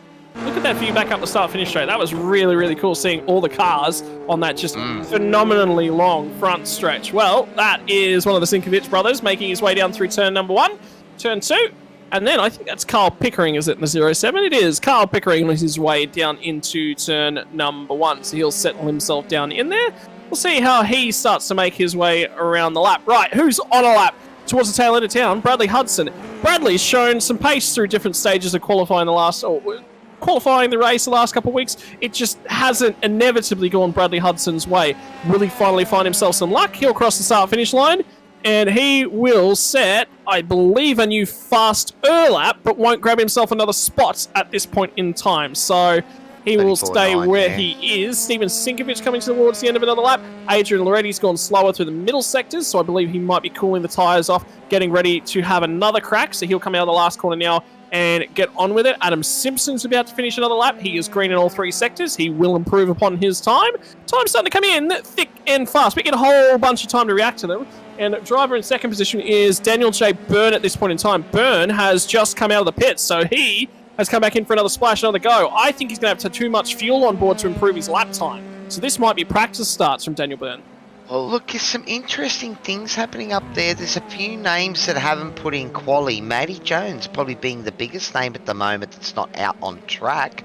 I'm hoping that Matty is racing tonight and electing maybe to start from the back of the grid. But I can see no times from Bruce White either. And Corey McFarlane, our TCR winner tonight, has jumped in as well. But he has just come out on track, so I know Corey picked up, I think, just about every race he raced last season in the F3s, he won. So he's just as quick in these machines as he is in the TCR, buddy. Yeah, well, Matty Jones, not out on track, so it'll be interesting to see what that translates into for Matty Jones. Might be just starting from the rear of the field. Christopher Ireland's currently on P4, was his teammate from last week. He's done. He's in the pit lane at the moment. So we've got 4 minutes left on qualifying. You need to sort of be out on track right now to get another lap in. Loretti's going to spin out on the final sector, trying to set himself a new lap. Greg Johnson's trying to set himself up for a lap, and Daniel Byrne is going to be trying to have a crack at a lap as well. So they've all gone through the final corner right about now, and Johnston was wide, so he'll have to abandon that lap. He'll have to get the skates on to try and squeeze himself another lap in. Minute 30's about the lap time here tonight. Let's run through your grid as it stands at this point in time. Loretti on pole, 33.2. Daniel J. Byrne, Andrew Lydon, Christopher Ireland, Adam Simpson, Troy Dooley's up another couple of spaces, Darren Fay, he's a long way back, that's a poor qualifying effort so far from him, Wade Reynolds, Bradley Hudson, Nathan Verney's a long way back, Verney not showing a lot of pace this season, not adapting well to the conditions, Dean Sinkovic, Carl Pickering, Stephen Sinkovic, and Greg Johnson down in last. So Greg Johnson actually hasn't set a relative lap time at this point in time, hasn't set a fast lap, so he's had next to no practice, doesn't feel comfortable in that car. Well, it's a new track, boys. It's only just been released in the latest update. So, this track's only been around for, about a bit over a month and a half, couple of months. And I know myself, I had to download it tonight, so I actually haven't run a lap around here. So, and I'm sure that a few of the boys out there that are similar probably hadn't done many laps around here until they saw it on the calendar and went, oh, we better put in a little bit of practice. Or maybe they've just jumped in tonight and thought, oh, we'll work it out on the night. Sometimes we race too many series, man, to put huge amounts of practice into every single one. You can't do it. It's just not physically possible. It's impossible.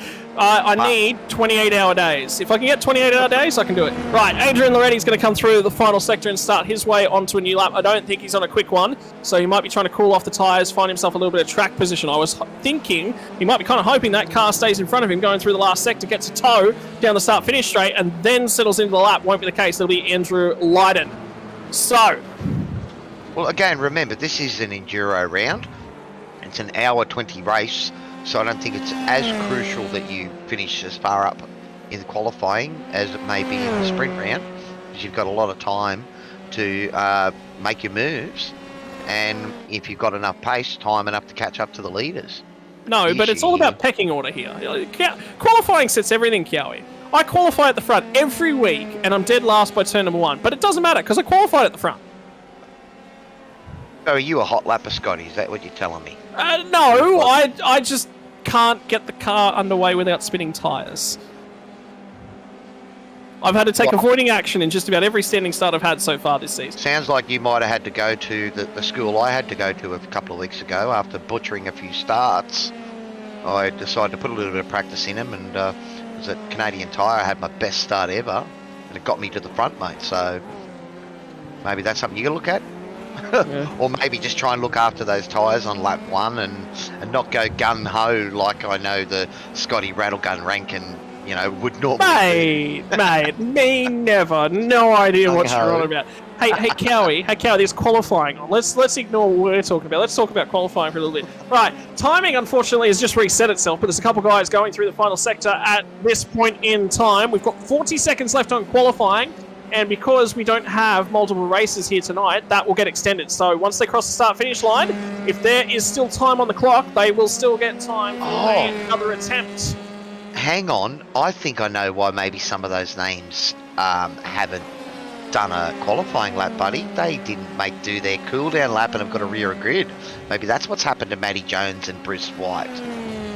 Potentially. We'll see. Adrian Loretti's going to get down there and get one more lap started. We'll have to see how that goes. Corey McFarlane is on a humdinger in the middle of the sector. A couple drivers start to tow their way out of qualifying in the first sector. Dean Sinkovich will be one of those drivers. Aaron Fahey's got 2 green sectors as well, buddy, too, so he's making a move. Right now, Daniel Byrne and Adrian Loretti, they're going to be... Aaron Fahey into P2 with a 33.4, buddy. So, right at the last, Fahey was holding on, and I said that was not his strongest qualifying performance of the season. His qualifying session will be done, though. He will not get another lap in, and that's why you'll see him immediately abort. So, keep your eyes on the bottom of the screen. Those lap times start to come in thick and fast. And have a look at Daniel Byrne, who's all of a sudden setting the sector times alight. Purple, and he's got 3 sectors to go here, so we'll see if Daniel Byrne can keep on it. Still reasonable in the middle sector, an improved middle sector for him, but not the best. And you know what? Loretti's gone. Now's the time to respond. He goes purple in the second sector and sets his best first sector. So the pole battle is on between these two guys. Out of the last corner now will be Daniel Byrne, and in a shot in a moment, you'll see Adrian Loretti in the Kittens car in the background. The run to the flag. Who is going to get pole? I have a feeling Loretti's slowing, so he's out of this one. Is it going to be an upset for Daniel Byrne? How's the sector time? No, I don't think he's got it. He's fallen short. He's improved his lap time by a few thousandths of a second, but it will not be enough. And it'll be Adrian Loretti who will take out pole from Fuji International Speedway. Ahead of his teammate Darren, who gave me the dirt on the new pedals. So nice little strategic play there from Adrian. Picking up the pedals and getting that little bit of an advantage over his teammates. So we'll have to see if that translates in the race.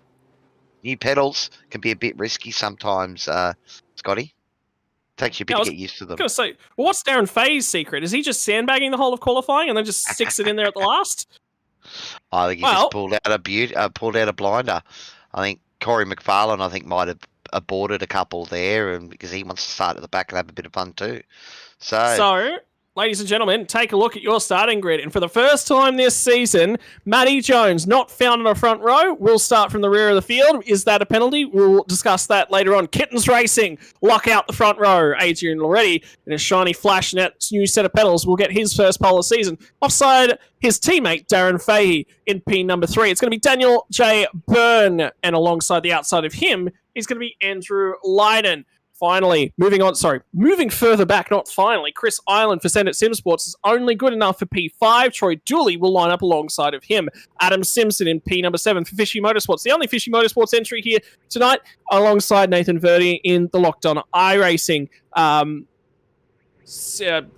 On iRacing Motorsports car. I don't know why I tripped over that. Anyway, Wade Reynolds, alongside Bradley Hudson, and probably one of Hudson's worst qualifying performances so far this season. Dean Sinkovich alongside Carl Pickering. Steven Sinkovich alongside Greg Johnson. Both of those guys not doing so well here tonight. Corey McFarlane at the tail end of the field alongside Matty Jones. Greg Barber and Tyson McAvoy, your safety car drivers. Adam Hughes and Bruce White. Adam Hughes entered the server to run some laps, have some fun. Is not actually racing as a part of this series, but Bruce White is all the way back there in P20. I think Brucey will be taking a look at this one and going, you know what? Starting 5 spots further back than everyone else might not be the worst possible thing in the world. I'm just hoping that Brucey's out there on the grid. But yeah, no, it should be action-packed, buddy. As we said before, these cars are fragile. Contact is definitely off the menu, so a completely different race. But that doesn't mean they can't go wheel to wheel. It's just you got to be a little bit more precise and really maximise your run here. So hour 20, buddy. Lights are going to come on, and probably the most scary time for an endurance race. Lights are about to go out. Greg Johnson will start from pit lane. Bruce White not in the server, so he is not involved in this one. They'll take the run down to turn number 1. Who's got the jump? It's going to be down on the inside. Fahey's actually got a blinder of a launch. It's going to be Fahey Loretti that leans us into turn number 1. Chris Round the Island's got the outside. P3 too. Look at that. It is going to be Darren Fahey who steals the pole position away for turn number 1, and now here comes Ireland on Loretti. They're going to go into turn number 2, Coca-Cola corner, the left-hander, and it will be Ireland that sneaks someone away. Great call there, Cowie. Yeah. 3 spots. He was almost in second at the first corner then. Had to get out of it a little bit, and then he's lined up Adrian and done it. So a bit of a cold, tired demon maybe, Chris Ireland there, able to get the car talking straight away. Well, we'll see if he settles in. Do you want to lead around Fuji Speedway? Do you not want to lead? I have a feeling that whoever comes out of that last corner, if there's somebody within 0.2 of a second, they will not be leading when they cross the start-finish line. That is how close it's going to be. NASCAR-style drafting finish? Yes, please. Right, settling ourselves into an hour. Oh, a little bit washout there from Sinkovic, but he caught it. That was good. Lost the rear. Got to give these cars a chance to get up to temperature. Tonight, if this goes fully green, which I don't think I've ever said for an F3 race yet here at SRW, but if it does, we're talking a 2-stopper. Now, 1 safety car, all there's a moment there from Dean. Is that a big off-track, or is that damage because he's going very slow at the back there? So apparently it wasn't Dean, it was actually Bradley Hudson at the tail end of the field that's having a problem.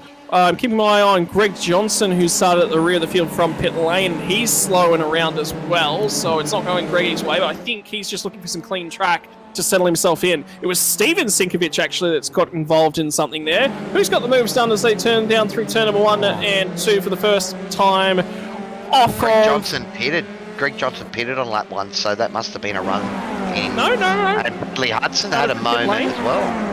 Greggy Johnson started from pit lane. He did have a spin in the final sector as well. So there is. He started from pit lane. Okay, no, that's fair enough. Oh no.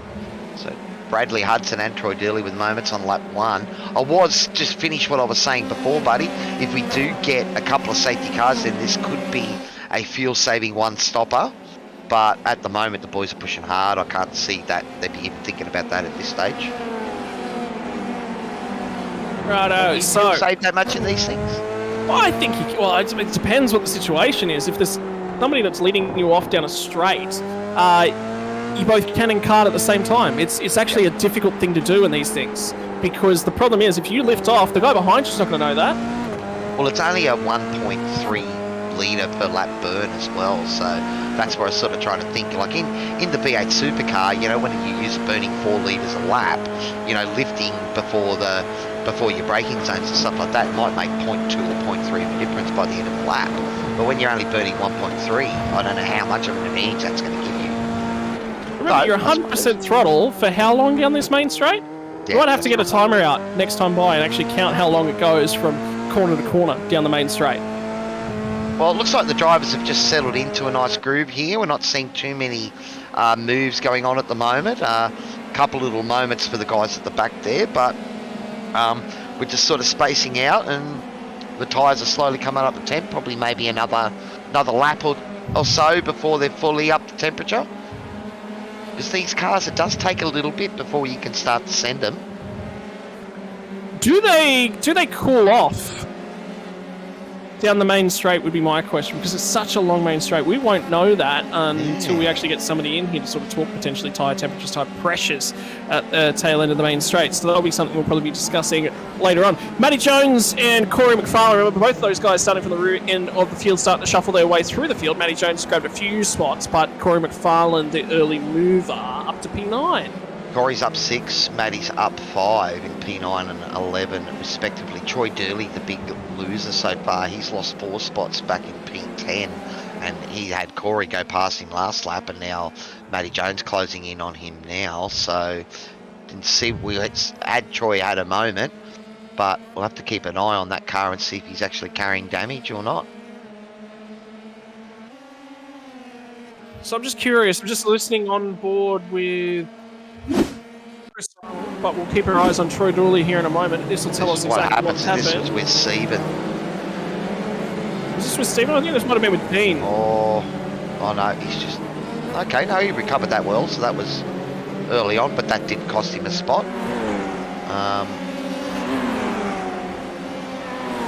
Oh no, Stephen Sigovich has had a moment as well. So let's have a quick look at that and then we get back to some live action.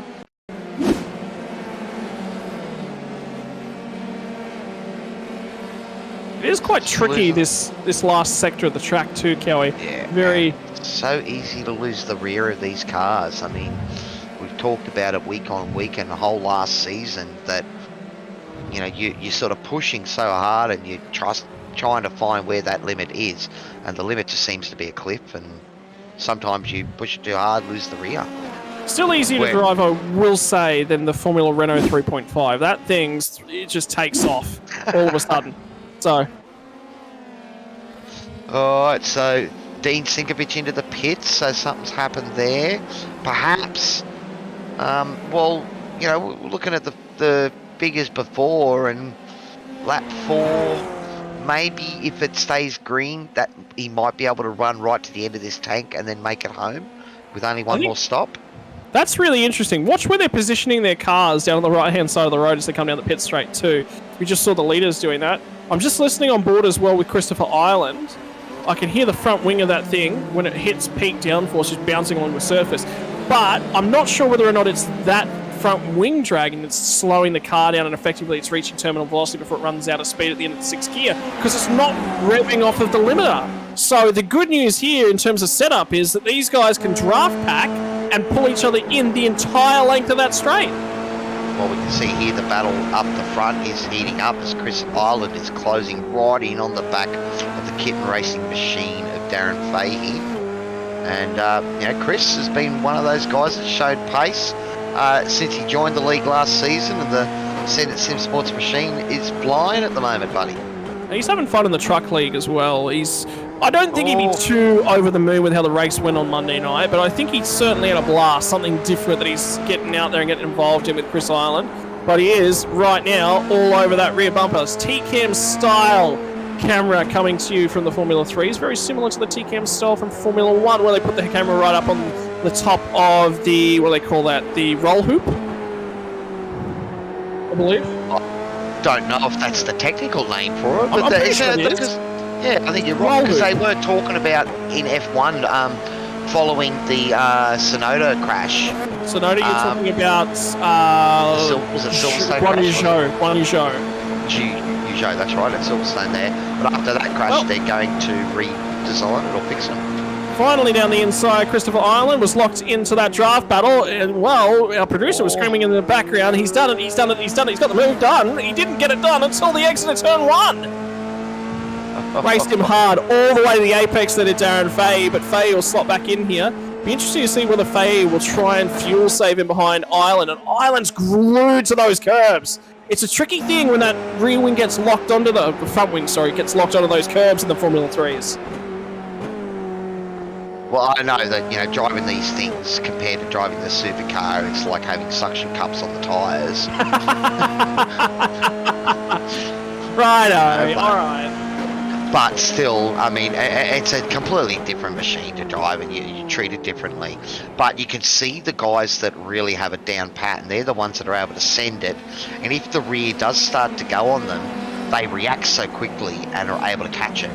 Whereas an average Joe like myself, mate, it starts to go, I'm gone, you know? Just because you're regretting your choice in cars that you like to race, and you potentially like to get out there in a TCR or a Formula 3, mate. No, too bad. You're a V8 Supercar supporter now. You've picked your hill to die on. I'm a V8 Supercars, buddy, and I'm driving the V8 Radicals as well. I'm doing the SR8 tomorrow night. I know, see, you jumped off the 10 and are back down on the 8 now too, buddy, so you joined the V8 You crew. just get out of my way when I get up beside you. Are you here? Hey, we had a great battle on track last week, mate. I enjoyed awesome. that. Yeah, it was great. You know, you don't often in those cars get to go side by side for so long. Right, race lead has changed hands into Chris Ireland. What is Loretti going to do? Because he's been sitting back there now, and he's starting to get back onto his teammate. Teammate took the lead off of him into turn 1, number 1. I have a feeling team orders might ask Loretti, to get that one done on Fahey, because if they don't, and they don't get it done quickly, Ireland's going to disappear.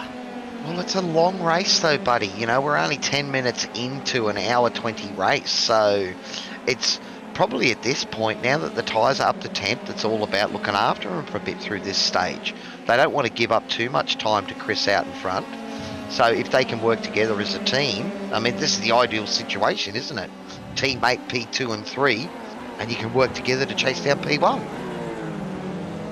I'll tell you what, Chris Ireland is making an absolute meal of being out in front and finally getting all that fresh air to the nose of this thing. So many long corners around Fuji, long technical corners, late apexes, double apexes, you name it, it's got it all around here. And then at the end of that lap, oh, a big old wiggle for Chris Ireland, trying to get back to the gas in the second last corner. We'll come to the final corner. Greg Johnston's going to be wide on the rumble strip. And that's going to probably put him a lap down now. That will be a lap down. Half the field to go through. But he wasn't enjoying. He looked like he was struggling in practice, to be fair. I was going to say to you, Scotty, what is it with Japanese racetracks? You know, I just did the V8 officials this week at Suzuka, and it's got those snaking S's at the start of it, and this track's got more of those snakes all the way through it. Well, hang on. You're the one over here that's trying to convince me to go and race mod packs on Assetto Corsa, thank you.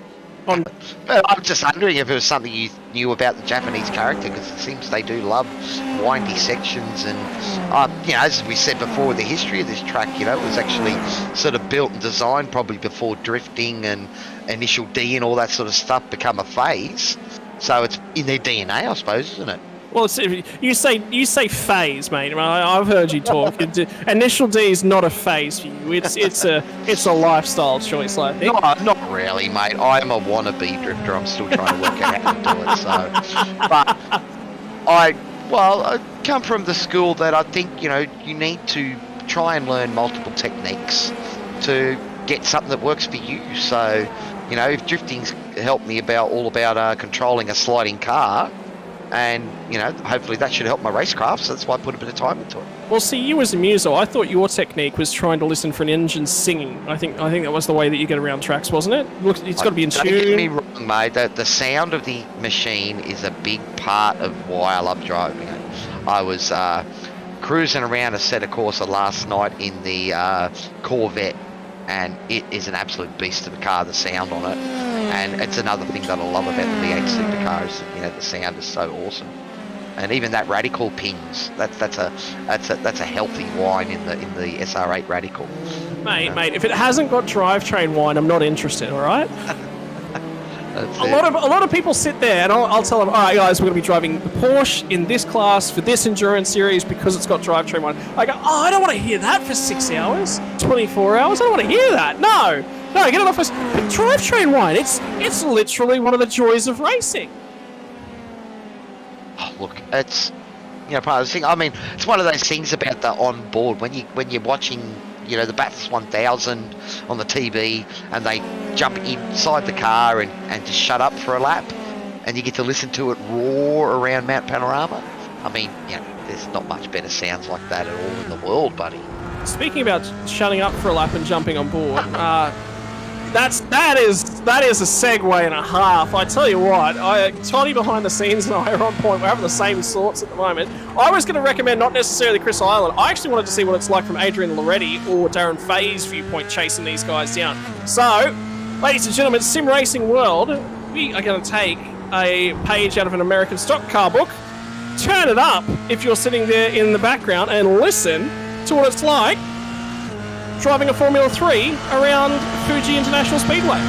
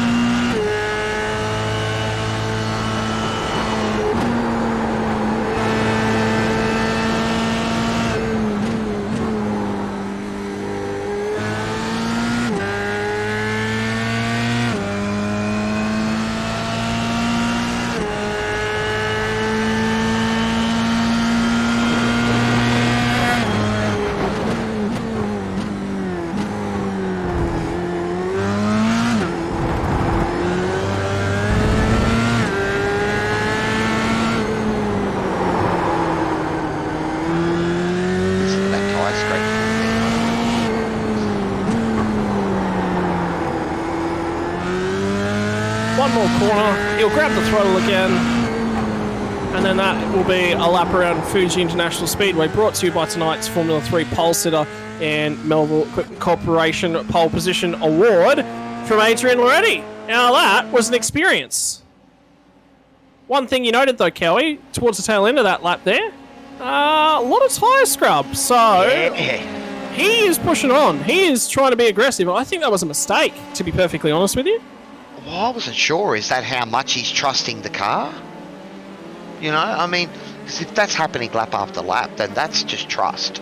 That you can turn the car in and know that the rear might slide a little bit, but it's going to catch. But as you said, can you do that for 50 laps? I don't know if the tyres are going to hold out. It's actually interesting. I was doing some reading, doing some listening, doing some trolling around sort of the internet earlier on today, and I actually finally understood what graining of an F1 tyre is. You ready for this? This is Rattlegun Rankin's tyre tech tip. The graining phase on a tyre is when the tyre gets to a point where it's starting to wear away the surface. It's scrubbing laterally along the surface of the tyre.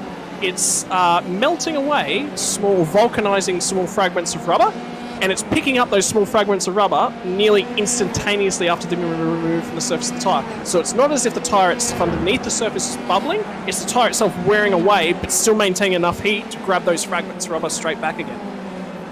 Scabs on it. That's why they talk about you can sort of drive through the grading process, because eventually you rub those bits off and the tyre comes back to you. Well, the tyre doesn't hold enough heat to sort of drag it in. To hang on to it. You know, a few of those situations where, you know, the race starts on full wets or intermediates, and, you know, the guy that stays out there and doesn't go for the slicks finds that his intermediates are working just as good as slicks at the end of the race.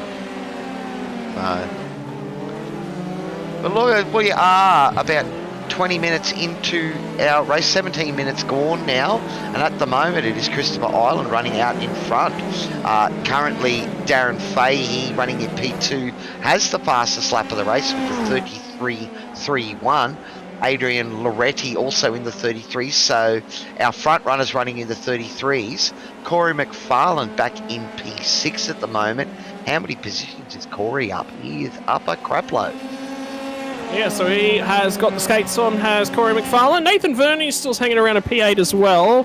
Don't count Verney out. Verney always has that head screwed on of his, and he'll be fuel saving like it's going out of fashion. Indeed, he lost an entire second on the last lap around to Matty Jones, who's cleared Wade Reynolds behind him. So Jones is starting to come for Nathan Verney. That mid-pack fight is going to start to heat up, and we'll keep you abreast of that one as it continues. Well, that is a good point, because we saw Nathan try to do it with a stop on lap 2 last week, and he almost made it home.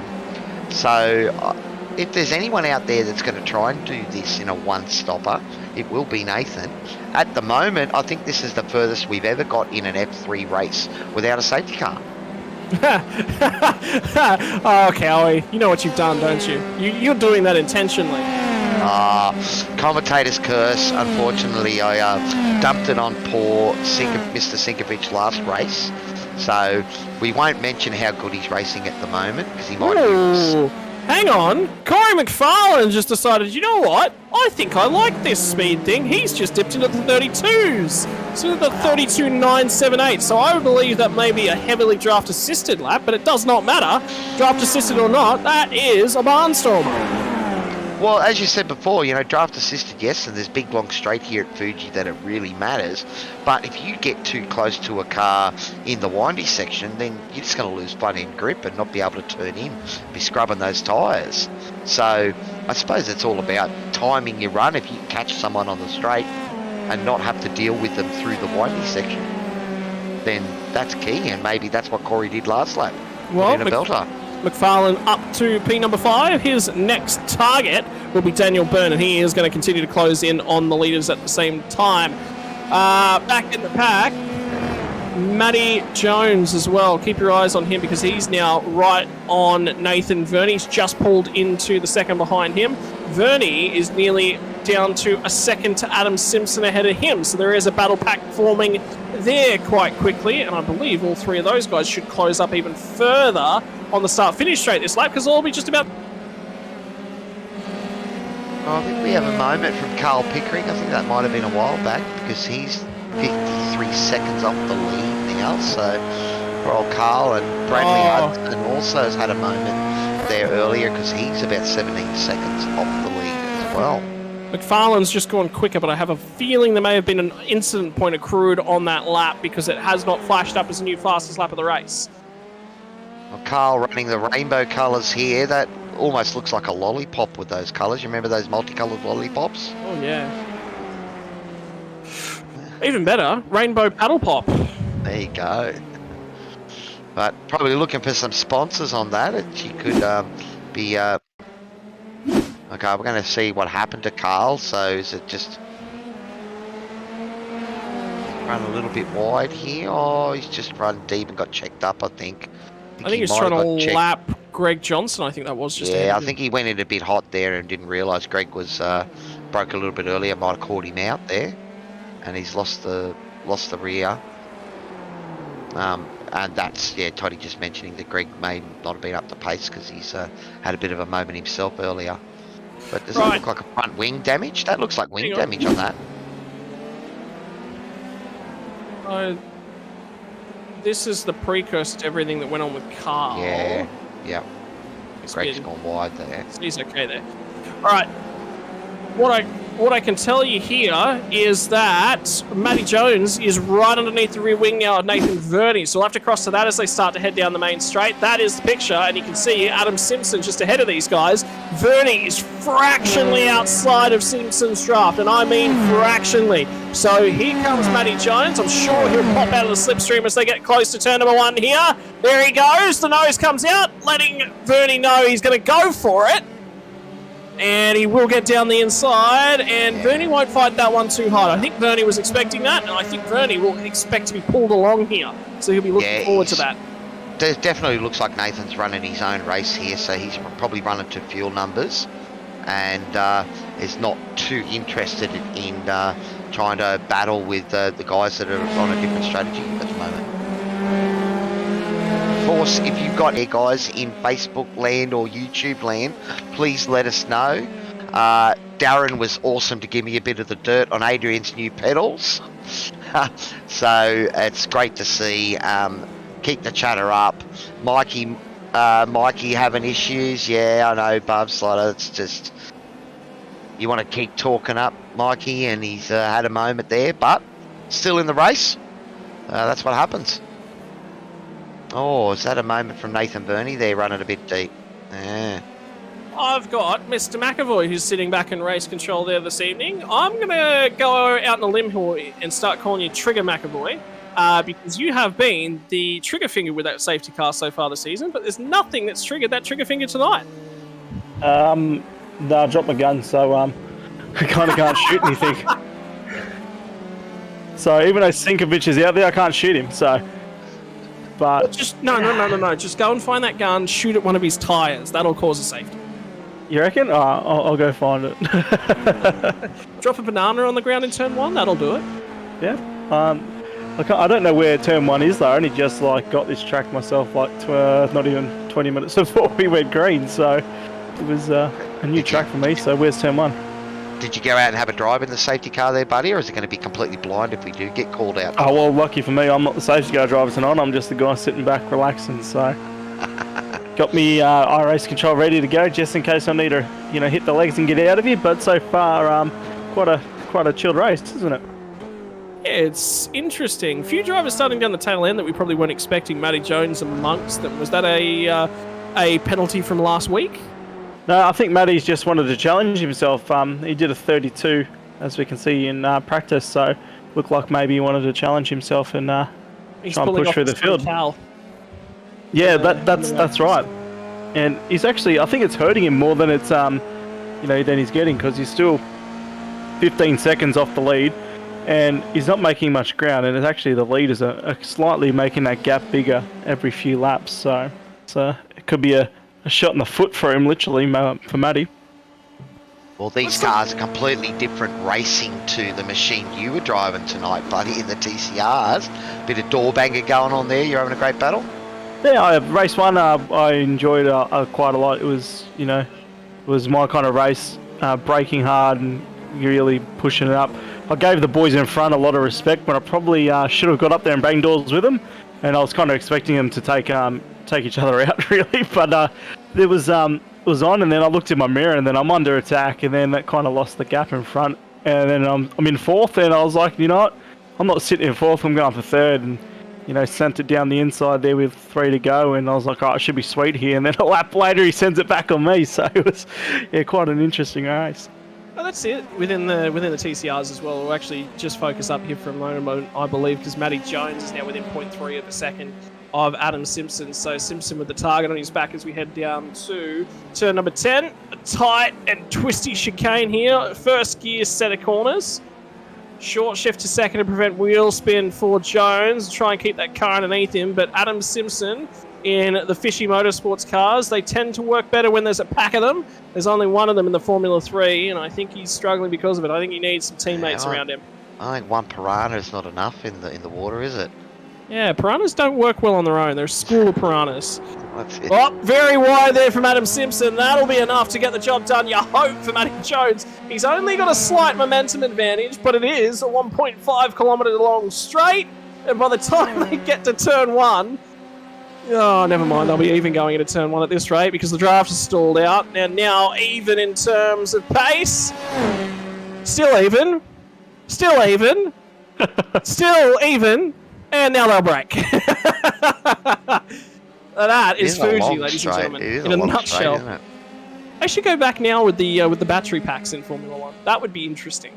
Yes, I agree with that. That'd be a lot more fun and a new aspect for the drivers, especially going into next year. Because you wouldn't press the overtake button straight away. You'd hang on to it. Yep, and then as soon as you get towards top end, whoo, there goes your lightning bolt. But the Mercedes would let's hope the action is going to be good there this year because, you know... They don't go into Fuji this year. Oh, no Fuji. Oh, no, right. Fuji hasn't been on the calendar for years, mate. Yeah, that's right. You're right. It is one of those things. But Suzuka is still on the... Yeah, well, back in Cowie's day, maybe it was on the calendar. That's why it's, you know... I don't remember. You're allowed to say that, being his team boss. Well, I was just waiting for after this race because then I can sit in and listen to the debrief of the Harry Dodds, Tyson McAvoy, what happened. Well, I didn't save the replay for the TCR, so I don't have a debrief for Dodds. Plus, I had a pretty bad race as well. Dodds had some technical issues with the screen glitch, and I think I fixed it for him. Oh no, Nathan Burney, I think he had a moment there a couple of laps ago, the same spot, buddy. So just Matty Jones is in. Matty Jones is in. So, pitting from P number 5, or I believe it'll be P number 6 actually, Matty Jones is going to short pit here. Come down. He might actually... This might be the plan to take fresh tyres. This is the window that we talked about though, sort of looking at it. If there is no safety car tonight, pit between lap 18 and 20, then you're probably going to have to pit between laps 42 and 46. So it really comes down to... Then. I think he has taken tyres. That would be interesting. Or did he speed on the way into pit lane? Well, he's still holding there. That looks very long. We're not seeing tyres disappear. I'm not seeing any black flag on him in iRacing, so I think he might be okay. Okay. Well... So maybe just a big fill of the tank. Something's going on there for Matty Jones. Something is definitely wrong. That is not a standard stop for him. No. Well, it's now a minute in the pit, so yeah. So maybe there was a hold there as well. So, well, that's going to hurt big time because he did go up on the jacks. Back the challenge. Did go up on the jacks. Maybe it's tyres as well. But yeah, I think he got tyres. He got pretty good into the pit lane. I don't think he got a speeding penalty. It was a very slow end of pit lane. So, yeah, he could have just got tyres because he went up straight away and then just sat there, so...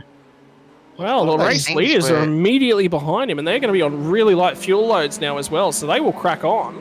And he's going to go a lap down here at Matty Jones. If a safety car trigger, we better let you go, because if you trigger that safety car, that is going to be race affecting for Matty Jones. That's right. So I'll leave you guys to it. Enjoy the call, and hopefully we see some action too. That banana pill or the kangaroo might come on track. So remember, mate, you missed the podium tonight in TCR. Not good enough. I don't know what you're talking about. The podium missed me. Yeah, leave the commentary room on that Well, note. you were saying you missed out on the door banging. You probably should have done a bit more door gone. banging, so maybe you He's missed gone. them. He's completely gone. He said his statement and he ran. He knew he was going to cop it and return. So this is interesting now for Matty Jones because he's got Greg Johnson ahead of him that he has a blue flag on at the same time as he's getting blue flags from the race leaders, and that's Chris Island just gone by him. And this will be race impacting for the Kittens car of Darren Fahey. So whilst this isn't for position, this is actually incredibly important for Matty Jones to slot in here and not lose too much. He needs to get back onto this lead lap, so he's got to stay within a second of the car up ahead. But remember, that fuel tank of Matty Jones's is chock-a-block full of race fuel, and now the leaders will start to file in. So now he will get clear. So he pitted one lap before everyone else. Well, we've had a couple of cars that have jumped into the pits earlier in the race, and their pit stop times were around 45 seconds. And Matty's is 1 minute 22, but now that we're seeing the leaders come in, we can just compare and see if any of them decide to go a similar strategy, and maybe Matty did take tyres. We'll have to keep an eye on it, but if it's a 40-second stop and Matty didn't take tyres, then that might have been a 40-second penalty. We'll have to see. There's that difference between a minute 21 and a 40-second stop. And it may not necessarily be a speeding on pit lane entry, ladies and gentlemen. There's a pit lane you've got to follow there. So if he's crossed one of those white lines at any stage, could be an unsafe pit lane entry. Brucey White, wherever you are, that's we know that because you've done some testing for us, I'm sure. Don't mention that. He's tried that line a few times, Brucey. Unfortunately, that he's missed out tonight. I think he must have made it in to do a bit of practice, but I wouldn't be surprised that Brucey bought the track tonight, jumped on and drove around for a bit and gone, nah, there's no way I can get my head around this place. So I'm going to step out before I take anyone out, you know, so... He's having a torrid time in terms of pit lane penalties, Brucey.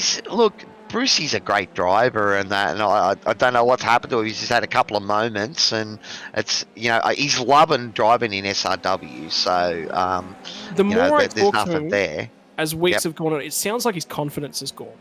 Like, he's comfortable racing around people, but his own personal self-belief and self-confidence in his own abilities. He's put up some amazing drives. He's put up some amazing qualifying lap times. I actually back him in. He is a contender at a podium in just about every championship I've seen him race in. That good save from Corey then.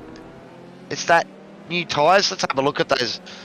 Carl Pickering on the grass.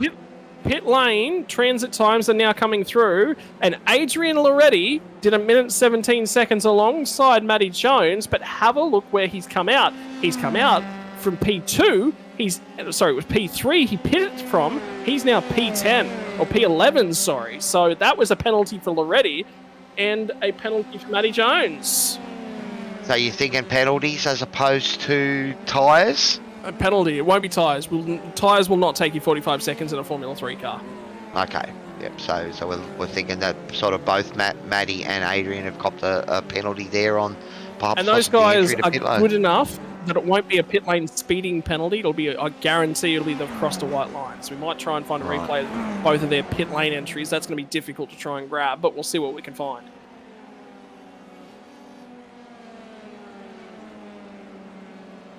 So anyway, race on. Well, that looks like the entire field has pitted now. So far, no safety car, mate. So we may need another pit. These guys, I think, as I said, the starting tank was about 25 litres. The capacity of the tank for tonight's race is 34. So they're going to be able to do a bit longer than an 18, 19 lap stint or 20 lap stint. It'll be 25 or 26. But at the moment, this race looks like it's going to go 51, 52 laps if it goes the full distance. So that's Wade Reynolds exiting pit lane. That's a safe release. Hasn't crossed the line, but he has spun on the way to T1. I don't think Wade took tyres there, though, because that's a 41-second stop. So, pit lane stop. Yeah. Bradley Hudson had 13 seconds in the pits, so perhaps he took some tyres. And he's in the middle of that Adrian Loretti-Matty Jones battle, so running P12 at the moment, is it? Bradley P11. So that'll be interesting. Interesting to see, because remember, Matty pitted 2 laps earlier, but the time stuck in the pit bay is identical to Loretti. So, If anyway, not 40 seconds for tyres, it's got to be a penalty. So there's no way in the world. It's going to certainly make it hard for those boys to get up onto that podium step, especially when Chris Ireland, Darren Fay, and now Corey McFarlane up into P3. So, but remember that changes their outlook on their race as well, because they don't have to conserve tyres. They can just push on. There's no, but it is a lot of time to overhaul. Well, have a look at the lap time from Matty Jones. He's a second a lap faster than everyone. A second. Yep. So again, you don't think tyres are that long? It wouldn't take 40 seconds to put tyres on, so it's penalty. But it's thrown him a long way back. Does have plenty of clear air at the moment, but he's got, 9 seconds before he gets up onto the back of Bradley Hudson. And we are 36 minutes into this race, so we are about a third of the way now. No, we're almost at halfway, I should say. I would 100% say, after they've seen that, they will take tyres for sure at the next stop. Guarantee it. Okay. Because if Matty Jones is that much faster right now, with nearly no fuel fall off, like he's perfectly bang on, the other option is that everyone's taken tyres, and that's just the warm-up lap for a lot of these people coming out. And Matty's already on the warmer tyres. Possible. I mean, I know that in previous rounds we've talked to the guys and tyres aren't on the menu. But an hour 20 race. Yeah, an hour 20 race. You know, but, and also, being a new track, I know there wouldn't be a lot of data on how the F3s goes around here, and I'm sure that the front runners have probably spent a bit more time practicing around this track than some of the other drivers. Okay, so lap time is the second time around, if evened out, and it's actually going to be Fahey, Ireland, I believe it's actually Fahey, McFarlane with the 2 faster drivers on that lap, and then Chris Ireland, and then Matty Jones with the 4. Yeah, well, 700 separate, 800 separating the 3 of them at the moment. So, but yeah. It may have been, but at the same time, Matty Jones had a mistake in the middle sector, so that would cost a fair bit of time. But I would say everyone's taken tyres then, and it was just that warm-up phase. Well, if you guys know out there in Facebook land or YouTube land, please let us know, because we're guessing here in the SRW comms booth at the moment. I don't know. Do you trust Rattlegun Rankin to put a bet on for you? If you don't, then maybe you should put a comment in there if you know what's going on. Let us know. I'm not a gambling man. Do not put money on anything I say. That much is for sure. I'm literally making guesses, but I'm making them confidently, and that's what counts. Bison saying, we just don't trust him, maybe. That's what the point is, buddy. So. It's certainly been a lot more sedate race than the TCR double header sprint combo tonight. But these cars are a different beast, and you can see, being an Enduro, it's all about sort of surviving and being somewhere near the front at the end so that you can mount an attack. But tyres, perhaps they're on the menu this week. We're seeing a few of the cars slide around. When we're on board, we were hearing that tyre squeal. So, be interesting actually to see if the boys are pushing again now, or they're just trying to get into the room while we see Carl Pickering get a bit of a lock-up then. So it was like a warm-up phase, and then there was a mistake from Matty Jones as well. Adam Simpson just looping it around. I thought for a moment then he was going to hold that, Scotty. And I had one in my stream on Monday night where at Suzuka, I think one of the turns around the back, and I shifted back into second, and the car stepped out and basically slid sideways through the corner, and then I drove on again. I think it cost me half a second because it was slow, but... Plus tyres. The car turned itself, and I don't think I even turned the steering at all. I just drove around a corner, a 90-degree corner, and I didn't really turn the steering at all. So what you're trying to say is that there is self-driving V8 supercars out there, is what I'm hearing. That track was murder on tyres. If you chewed them up too early, you really suffered at the end. And I had a few of the boys, I think I finished P4, I had a few of the boys behind me that just chewed up tyres trying to chase me down, and that gave me enough of an advantage at the end. But the boys in top split, they were more happy. I think Shane Van Gisbergen jumped in the top split on Monday night, started last and finished second. Rayhan Lineage got him, actually, I think. He had a spin. So good to see a few of the real life drivers getting involved. I know we got quite a few guys here at SRW that drive various levels of cars for real. You're talking, was it Dylan that was the Excel driver you were talking about in the TCR? Yep, Dylan DeBono, TCR, Hyundai Excel driver. I know we've got a few guys that have been sprint car drivers and motocross riders as well. And in the end, I suppose sim racing is a nice, great tool for youngsters trying to get into motorsport and to learn the craft, because we do know those skills are transferable. Yes, you can never get sim racing exactly like the real thing. No, but you learn the racecraft. And all that, but yeah, that's right. Yeah, racecraft and, memorising your circuits, your lines, your braking markers, all that sort of stuff, the stuff that can be done in the sim.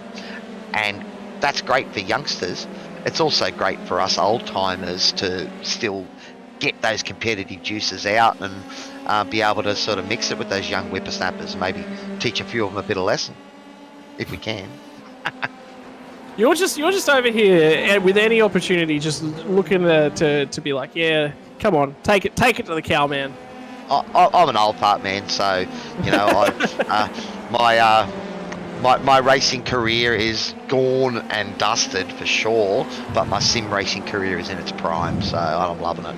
See, I'm actually, one of the things that COVID sort of took away from me was I just started getting back into bike racing. I was actually going up to northern New South Wales and my family, and was actually calling the New South Wales Short Course Road Racing Championships.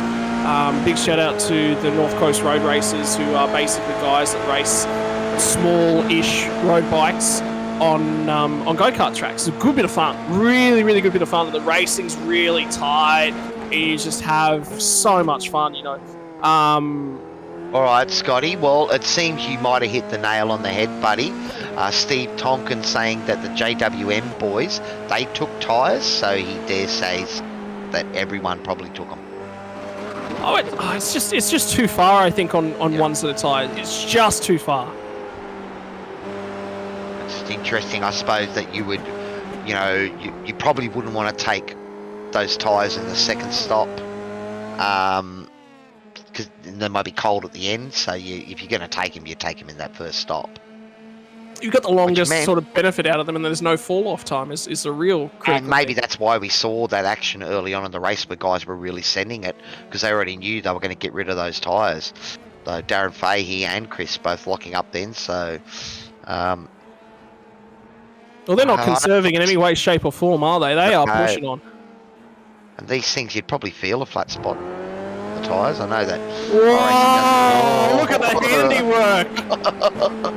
That is not something you want to see. Counter steer in a Formula car. That's a new one. Well, mate, that's what I'm talking about. So probably P6 backwards would have lost it then. I know I would have lost it then for sure in this car. And these guys up front, they managed to hang on to it. And in the end, that's the skill. I mean, we can have great equipment, direct drive wheels and all that sort of stuff to help you with that, but in the end it comes down to just feeling it and knowing where you getting that car on the limit and knowing what to do with it if you do push it a little bit too far. Something I do want to point out, and I think is quite critical, is these guys are just really, really pushing on.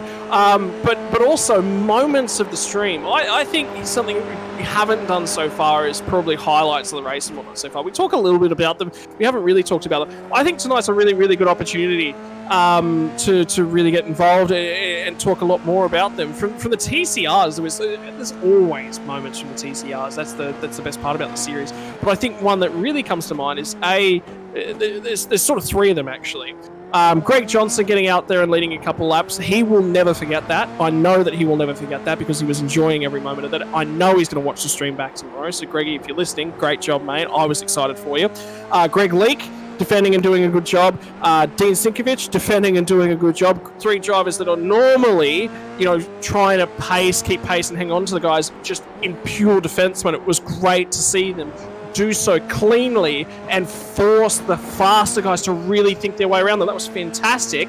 And then, move of the night was actually Nathan Allen, I think, down with that 2-for-1 into the hairpin. Well, what a great move that was. And that's four separate drivers that aren't at the front of the pack every week, get their moment to shine on camera. And then now we're into the Formula 3, and Chris Ireland with that handiwork. That's my moment so far. Well, that's the beauty of this. And I mean, we are a fairly inclusive league here at SRW. And although, we'd love to have the fastest guys out there come and join along and race with us and really turn it into a competitive league up front, we love those mid-pack battles as well, mate. I mean, in the V8s, I'm racing against the same boys week after week, and then a few of them are coming and joining me in the officials as well. So I'm racing further with them, and, that's what it comes down to, trust amongst the people that you race with, when you know that you can get up alongside someone and go sort of wheel to wheel and know that when you turn in, he's going to give you room, he's not going to just cut across the front of you, all that sort of stuff. They're all of the things that make leagues what they are. And I speak to so many people in iRacing that, used to do officials, don't do them anymore because generally they found a great league to race in and they get their fix in the league, and that way they can hang on to their safety rating and their I rating. So they can go do the big fun special events when they pop out. Right, change for position. Matty Jones will just get past Bradley Hudson. He will take that spot away. He will move one spot further up. So he's back to P11. And since he has gotten this, so he gets a huge run coming off the last corner. Going to set it up, get the draft. He'll get there. Hang on. Pull the stopwatch out. Waiting. Yep. Waiting. 10 seconds has gone by. Waiting. Have a cup of coffee down here before it is a turn one. long. Oh, you'd have time. Ah, there we go. You got the move done. There we go. Longest replay in the world. Call. You could probably, download one of those Fortune 500 trading apps that seem to get spanned on all of the TV at the moment. So you could probably, put a bet on the horses down that straight as well, I reckon. Not enough time. Anyway, he'll settle in. He'll grab that spot away. I do want to point out that Loretti's slowly losing time to Matty Jones here, fellas. So he is down to about 6 seconds out in front of Matty Jones. So Matty Jones is catching on to the pole sitter. So that battle will explode in the near future. Took a second out of him in that last lap, although I feel Loretti may have been held up. Yeah, he had a 35, so I think he might have got stuck there a bit behind one of the back markers. And again, it's, sometimes it can come down to luck, but if you catch a back marker in those S's, well, you can't really expect him to get out of the way. He has every right to, drive and let you by when it's safe to do so. And some of those sections, there's nowhere to get by. So you get stuck behind him, you lose time. All right, so Tidy just telling us there's the only battle on track at the moment is for 1 and 2, and Darren Fay sending it in there, locking up a rear, catching it, and that has enabled Chris just to skip clear again. Hold on. Troy Dooley, I think, has just gone past. Actually, Troy Dooley, I think, no, it's Adam Simpson who's backwards. He was fighting with Troy Dooley. So you said there was the only one battle on track. There was actually two. And Adam Simpson is parked on the side of the road requesting a tow. He's missing a left rear tyre. Oh, this well could be that safety car. And it is. Safety car has been called. So Matty Jones, he'd be the big beneficiary there. Well, we're in fuel range to get home, so this is critical. Wow. Well, Matty did hit the earliest. So what happened to Adam here? He's just gone a bit wide, and then the curbs caught him. And bang. Oh, it doesn't take much to break these cars. Well, this will change everything because Adrian Loretti has gone around another time. Matty Jones is going to come in and get another set of tyres on. This time hasn't picked himself up a pit lane penalty, so he'll be rejoining the track now down on the run to turn number 1. Safety car, we're just starting to pull out of pit lane now, and P1 and P2 are on their way down the start-finish straight. So Jones has got in, got out of that pit lane, and he will hang on to the lead. And here come the leaders into the pit lane as well. So safety car's going to have to pick a car to pick up. P3's in the lane, so McFarlane's in. So that battle will spice up because Corey McFarlane will now be part of this lead battle. Where will the Kittens Racing entry of Adrian Loretti come out? Matty Jones has been picked up by the safety car. So he will go effectively a lap down. He needs to get through now. Is the safety car going to let him go? That's the safety car field. I wonder if he's going to request a wave around, or they haven't picked up the leaders yet. Giving him a wave around to let these guys get by. They're just verifying that they've picked up the leader. That's the problem. But Matty Jones had to wait there whilst they verified who was the leader and who they needed to pick up. Yeah. So they could not let him by. So that will maybe mean that the safety car might do an extra lap just so that Matty can get back on the train, I would think. It'd be definitely something they wouldn't want to be penalising the guys there for that. But what that means is that even though Matty pit straight away, the Kittens Racing entry of Adrian Loretti has had that whole free lap to just keep pushing on. Loretti will still get his pit stop done and come back out ahead, even though Jones pitted at the perfect opportunity. Well, everyone has gone in and pitted by the looks of it, so I think fuel must have been right on that margin. Perhaps the guys just making sure they got enough to get home. We have got about 25, 26 minutes of this race still remaining, and they're all bunched up again for a barnstorming finish, buddy. Well, safety cars breed safety cars. Will that be the case here tonight in Sim Racing World? 32 laps, mate. 32 laps, the furthest I think we've ever got in an F3 without a safety car. Trigger finger over there in the safety car, by the way. He did pull that trigger finger. He found the gun. Oh, well, again, I mean, we tried. Race controllers trying to think of it in a real world situation. The car's stopped. Is it in a spot that would bring it out a safety car? If it is, that's when they call it. Spot, yes. Yeah. Whereas if it's in a spot where the car could be pushed in behind a barrier or something, then that's where you probably wouldn't call a safety car. So we're trying to run it as much as we can like that, because we do know that, you know, when the safety car comes out, the guys out front, well, generally they lose out in the equation, don't they? Unless it comes out at the very right time for them, where they can duck into the pits. But, you know, you build up a good lead and suddenly it evaporates and it's gone, and now you've got a battle again. Great for TV, don't get me wrong, but I'm sure there are people winning Grand Prix and races out there that aren't very happy when it happens. And then, you know, the other thing, you've got to switch back on maybe during the safety car is where you just switch off for a moment, and then it becomes important to switch back on and focus again. We can see here Corey McFarlane doing everything he can to keep heating those tyres. Critical right now. They don't want those things to cool down. Remember how long that straight is as well. I can tell you that everyone will tag back onto the safety car, so they will all get back on. This field will form themselves up. P10 now for Matty Jones. He's going to do the best that he possibly can to put himself in a reasonable position to grab a whole bunch of points back now.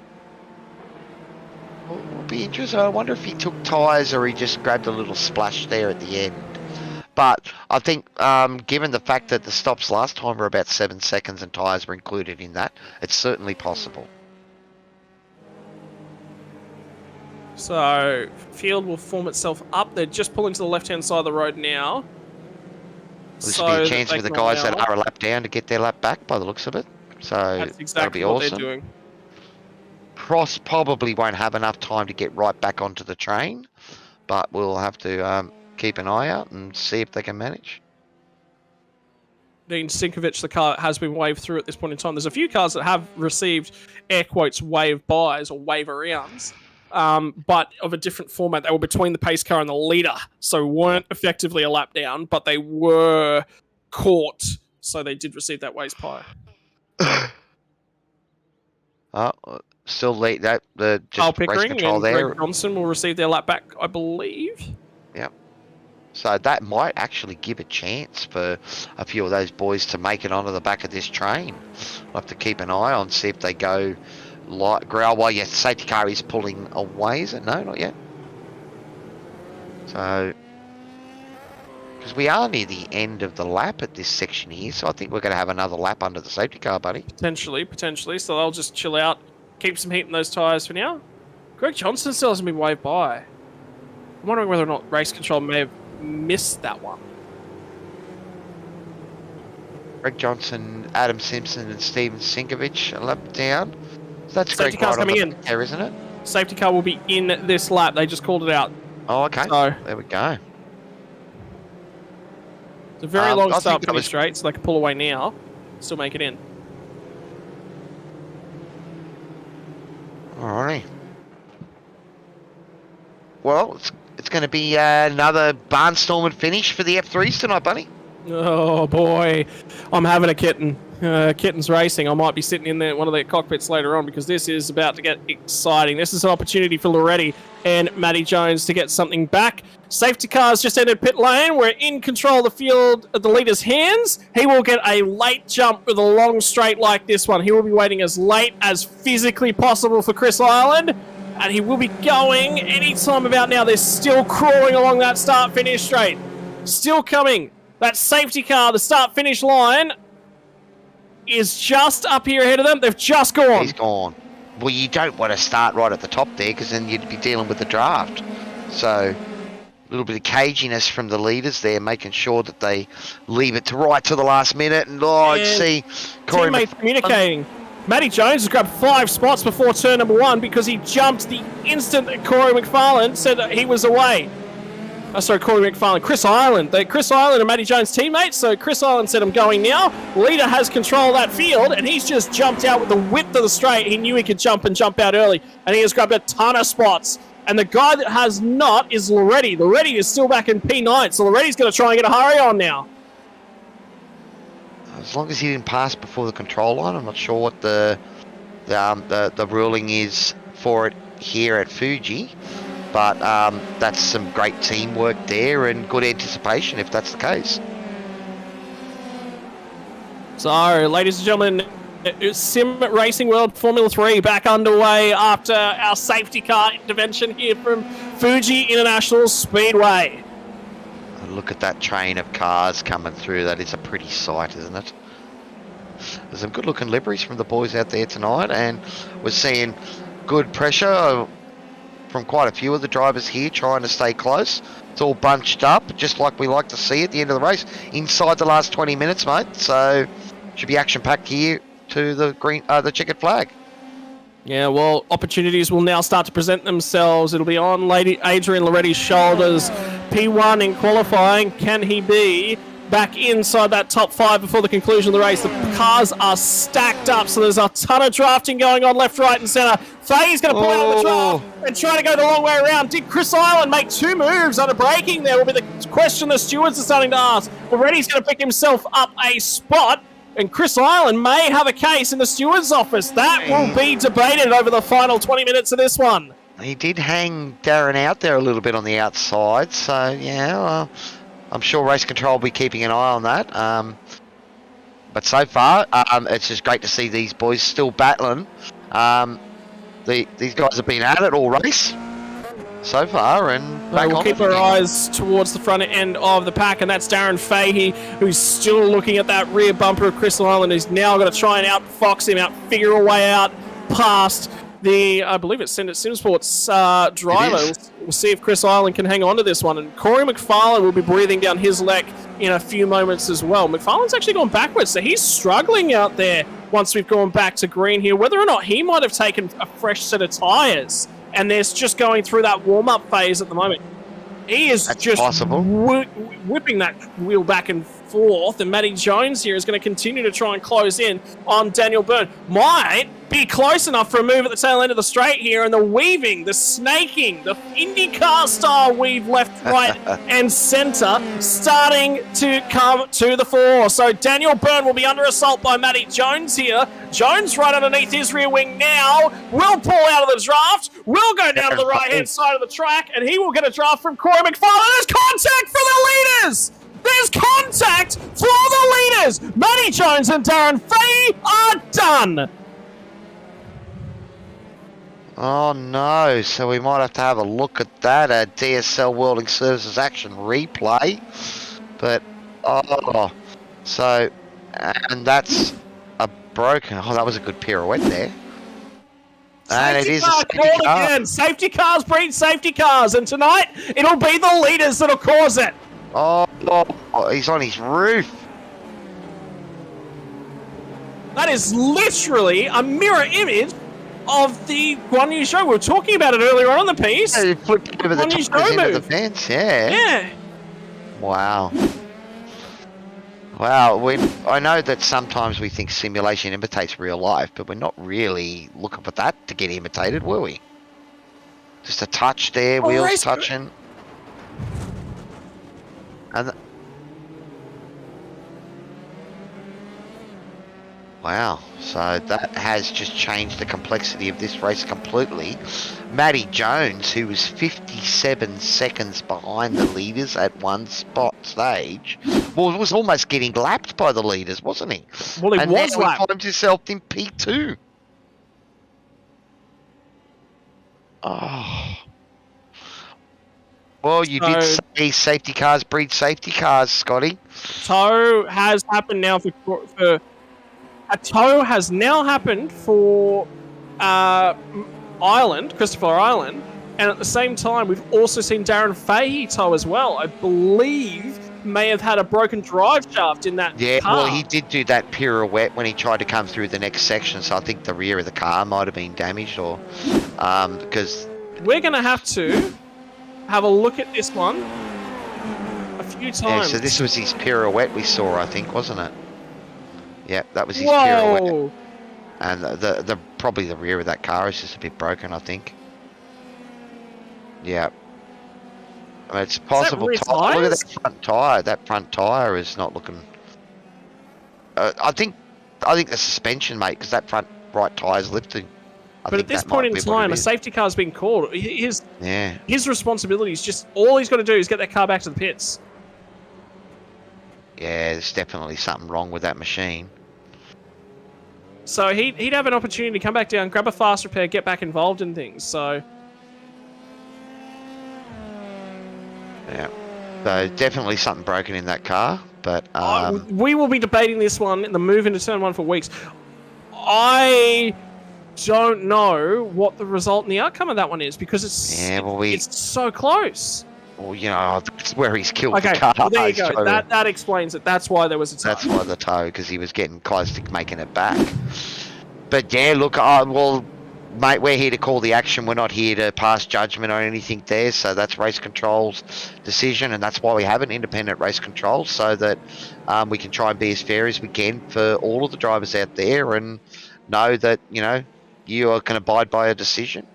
You might not agree with it, but it's racing, you know.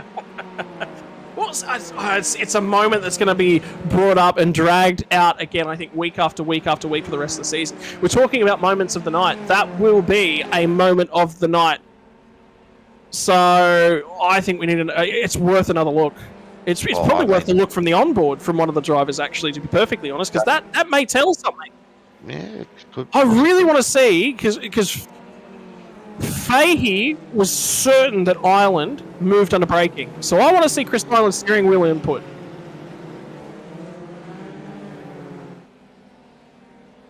And remember, this is all conjecture. This is all us just making comment on what we see, and it in no way reflects what race control are going to rule either. Oh, that's right. We as commentators, we're not independent. We're heavily invested in our racing. We're biased, mate. You know, sheep station on this. That's right. You know, so. All right, just notify the safety car. Jump on board one of those cars if you can, buddy, quickly. we're not going to see anything from there. Gets the nose ahead. He's parallel with the pit lane exit line. So I think we need to have a look at the inside car. Unless they've net coded.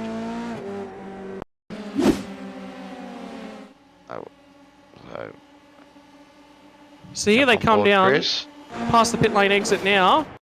It's net code. There's nothing in that at all. I think that's going to be dealt with as a racing incident.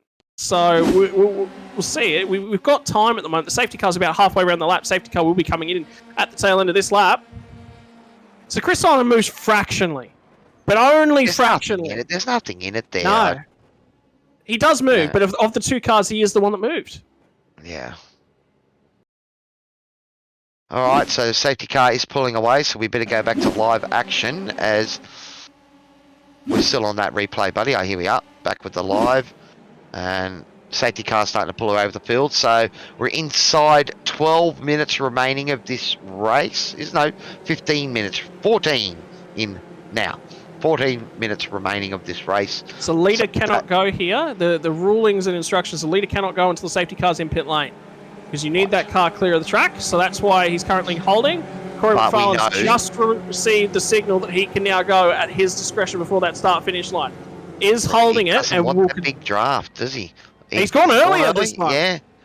Well, I think he was looking at his mirror there and seeing that none of the guys were he's slowly picking up a bit of speed there, and no one went with him. So went, oh bugger it, I've got to jump. I'll go. You don't want to get out too far in front, and straight's not long enough for Matty Jones to get back to the bumper. And Matty Jones, who was dead last and a lap down at one point, just barely, will now restart this race in P number 2. It has been a wild ride for Matty Jones, from a pit lane penalty for an unsafe pit lane entry to now back onto the podium. And Daniel Byrne is in contention for his first podium of the season as well. So multiple drivers have got opportunities in this one. Nathan Verney has not had a strong night, and he's sitting at P5.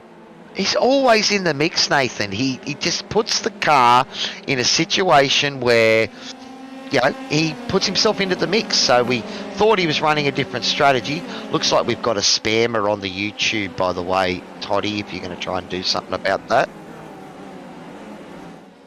It's back up again. That's all right, buddy. Moving on. Ladies and gentlemen, it is the final 10 minutes of the race. Well, the 13 minutes or so to go in the race. 12 and a half minutes now. So it is on like Donkey Kong. If you haven't played Super Smash Brothers, let me tell you, these guys are about to button mash their way to victory is the plan.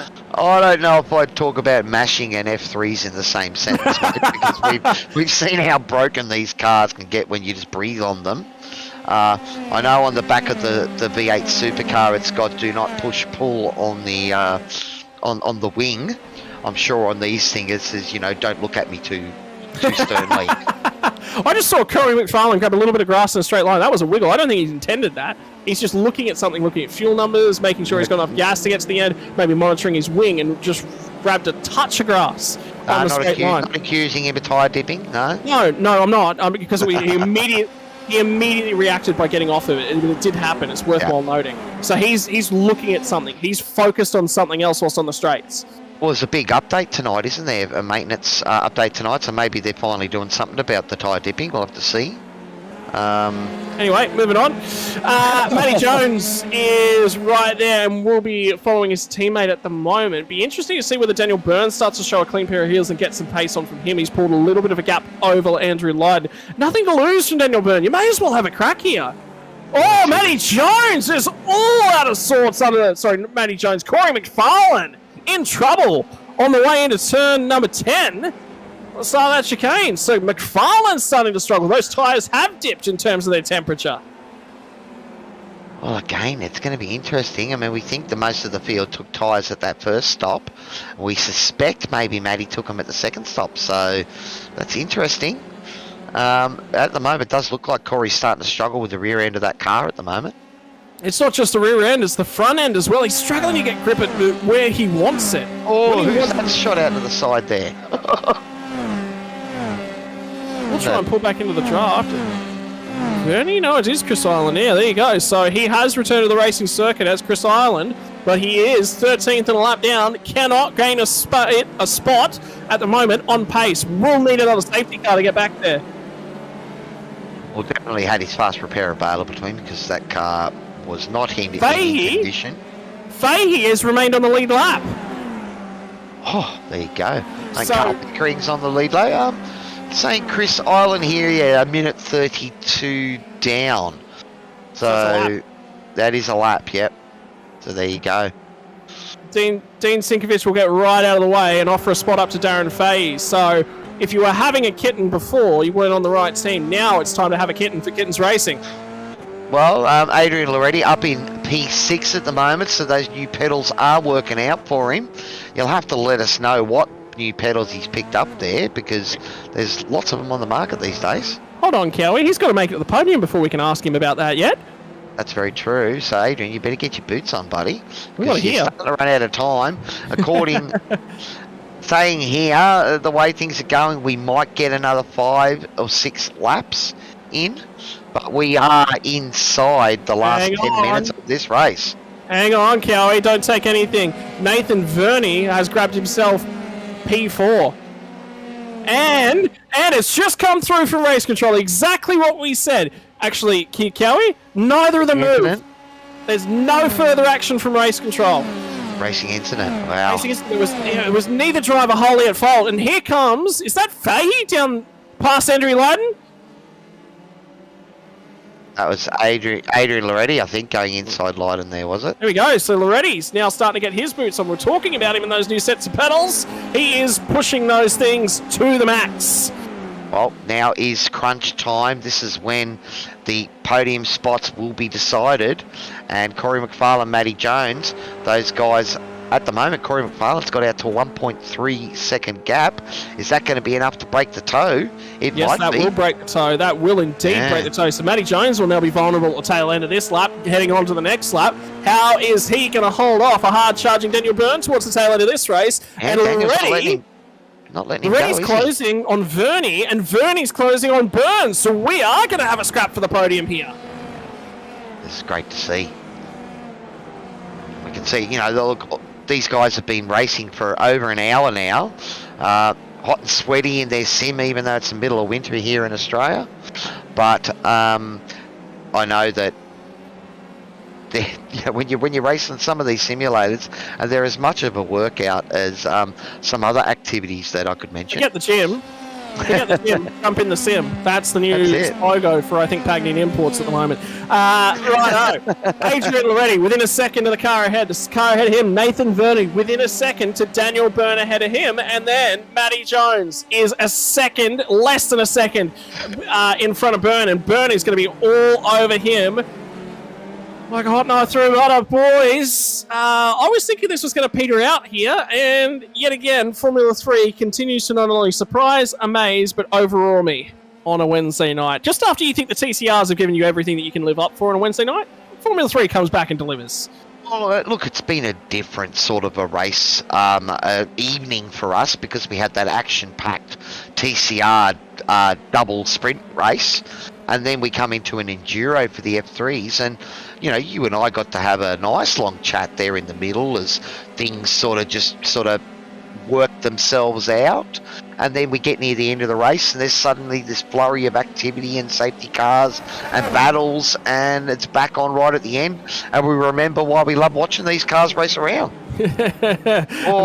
Chris Island's sending it there. Such an iconic circuit. Well, Chris Island's got nothing to race for at the moment. He's not earning anything back. But I tell you who he is ahead of. He's ahead of Darren Fahey, and there might be Biffo on after what happened between those two. Remember, race controls ruled neither driver at fault, but hey, they're still going to be around each other on track. Right there. That was Nathan Verney got a huge wiggle on up at the front end of town, coming out of the last corner, so might allow Loretti to start to close that one down.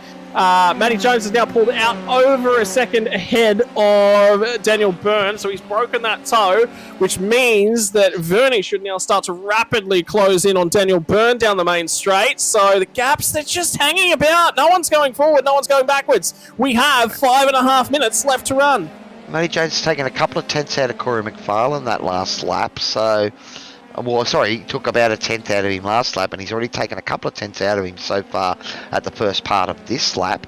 So he's decided now is the time he's got to make this move, and you can see here him charging hard. The gap is now pulled 0.8 of a second. It was 1.4 last lap, buddy. Well, I tell you, in the first sector alone, Nathan Verney's lost 0.2 of a second back to Loretti. So Loretti is starting to charge. And keep your eyes in the background out for Darren Fahey. Will he be able to recover? He's up to P10, and he is right underneath the rear wing now of Bradley Hudson, and Wade Reynolds is only just in front of Hudson as well. So Fahey will be looking for a go here. He's so close on the way down into the chicane. I think we want to get our eyeballs on that battle. Well, the top 6 cars inside 1 minute 33s at the moment. Oh, it's Matty Jones! So Jones has now thrown away a podium. Everyone gets a foot on the podium and throws away, and Nathan Verney is on the podium. Matty Jones has put himself back to P5 and still there and thereabouts, so he's not out of this one yet. That's how hard he is pushing, though, and that's what it seems to be in these cars. The guys are pushing, and sometimes you just push it that little bit too hard, and that's what happened to Matty. Adrian Loretti now in P4, and is that deep from Verney? Verney's gone too deep into turn number 1, so now Verney will slot back into P4 where he was before Matty Jones went on an adventure, and Loretti, after serving a drive-through penalties, back into the podium, and Matty Jones will not want to let that one slip away, and this has just allowed Daniel Byrne to just skip away. Well, I've got a brand new set of pedals. This P3, buddy. So, who knows? And don't forget Fahey at the start of that last lap was right underneath Bradley Hudson. He's now got that move done. He's up to P number 9. So we're going to have to keep an eye on his progress as well, because he's starting to shoot back through. The Kittens drivers turning it on for us at the tail end of the race.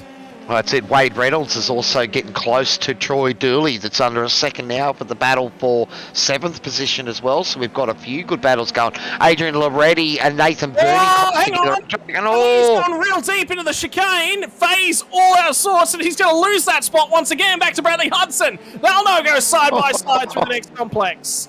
All right, so these tyres are getting near the end of their lives, and a few of these guys are finding it a little bit tricky as we get to the end of this race. I think we're probably going to be on the penultimate lap now. Yeah, let's keep an eye out for Barney, the flag man. No, there is no flag out from Barney, so there will be 2 more laps left to run. Now under 2 laps. Wow. So it's all come down to the last lap, and Corey McFarlane 3.5 seconds in front.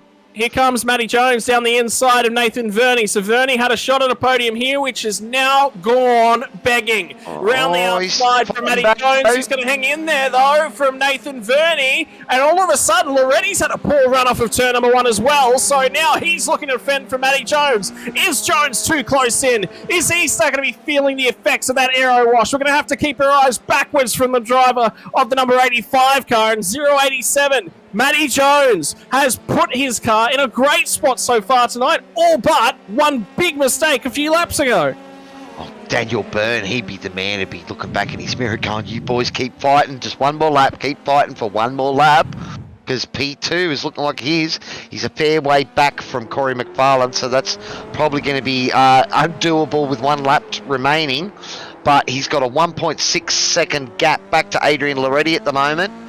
It's closing, though. Loretti's actually starting to put it on. Loretti, though, has been really working those rear tyres hard through this middle sector of this lap. He gets another wiggle on, and he's had to correct that one as well. So Jones will feel a shot here. Loretti is struggling. That car's down to low fuel now. That thing is just wiggling all over the road. Daniel Byrne, he's just about in the draft here of Daniel Byrne. Loretti's trying to get himself down and out of that draft for Matty Jones. He should slot back in, because I think he'd be in it. He's just defending. 1 lap to go, so this is what it all comes down to, buddy. And is that Matty looking at the inside? He's got to the inside. Jones has got there to the inside. Loretti's gone deep. Loretti's gone very deep. He's going to pull it up. Jones is on the inside. Has Jones got the move done? Just. He will sweep back across the track and defend the inside. No overlap there for Loretti, so he will chop the nose of Loretti back off. Will Jones be able to hang on to it? He drove through the bollard there. Will be very on the edge of picking himself up a slowdown. This, ladies and gentlemen, is your podium fight. Whoever wins out of these 2 finishes on the podium. And Daniel Byrne has skipped away again, so that one is just about decided. So, with half a lap left to run, remember what I said at the top of the show. If you exit that last corner in first position, you may get overtaken before the start-finish line. The draft may pick up enough. There was a locked brake that time through the chicane as well for Corey McFarlane, so don't count him out yet if he has a big mistake. This is where Loretti was wiggling that car all over the road. Last lap, went down to 2 corners left to run. Is Matty Jones going to hang on for a podium, or is it going to be Loretti, Mr. Shiny New Pedals, who'll steal that one away? The gap is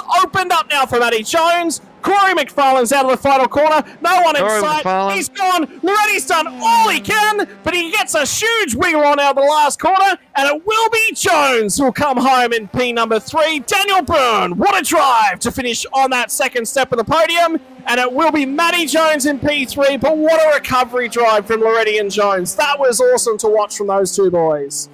It was a great recovery drive there in the end. I mean, a bit of luck brought Matty back into the equation. He was 57, or a lap down, so a minute 30 at one stage. And the safety cars come out at the right time, and he's been able to get back on the lead lap. And then a second safety car bunched it all back up for him. So he could probably put a little bit of money down on the promo safety car this weekend of the horses. No, but it's a great result. And Daniel Byrne, what a great drive in P2. We barely spoke about Daniel all night, and he put himself right in the mix, mate.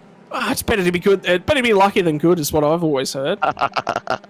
Well, luck has its own benefits, of course, but certainly to be racing at the front of this pack, even with a bit of luck, I think you still need a fair bit of skill to be fast in these F3s. Well, ladies and gentlemen, an hour and 20 minutes around Fuji, and it all came down to that final safety car. What a banger once again. What an absolute barnstormer of the last 2 safety cars. Created 2 restarts and big moments all round. We'll be talking about that one. We'll be dreaming about that one, I think, right the way through the weekend. Cowie, big race here. Corey McFarlane comes away with the win after not qualifying and starting from the rear of the grid. He'll be happy with that performance. Daniel Byrne in P2 and Matty Jones in P3.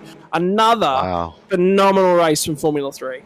Oh, look, well, it's all going to be about the Chris Island, Darren Fahey incident there that brought out that last safety car, and that's where the chat is going to be. But race control said it was no one driver was more at fault than the other, so it's a racing incident. I think they got that one right. Bang on, yeah. Yeah, but those 2 boys might be ruining 1-2 that could have gone either way for them. Somebody just flicked a car around the other last corner. I think that's Corey letting burnouts up on the... Well, that's that raised bank that I was talking about here, buddy. That's probably the remains of it. Look at it. You see that? So that's probably the part of the bank that they actually made at one stage and then gave up on it. So this might be the part of the oval, the speedway that was planned back in the 60s.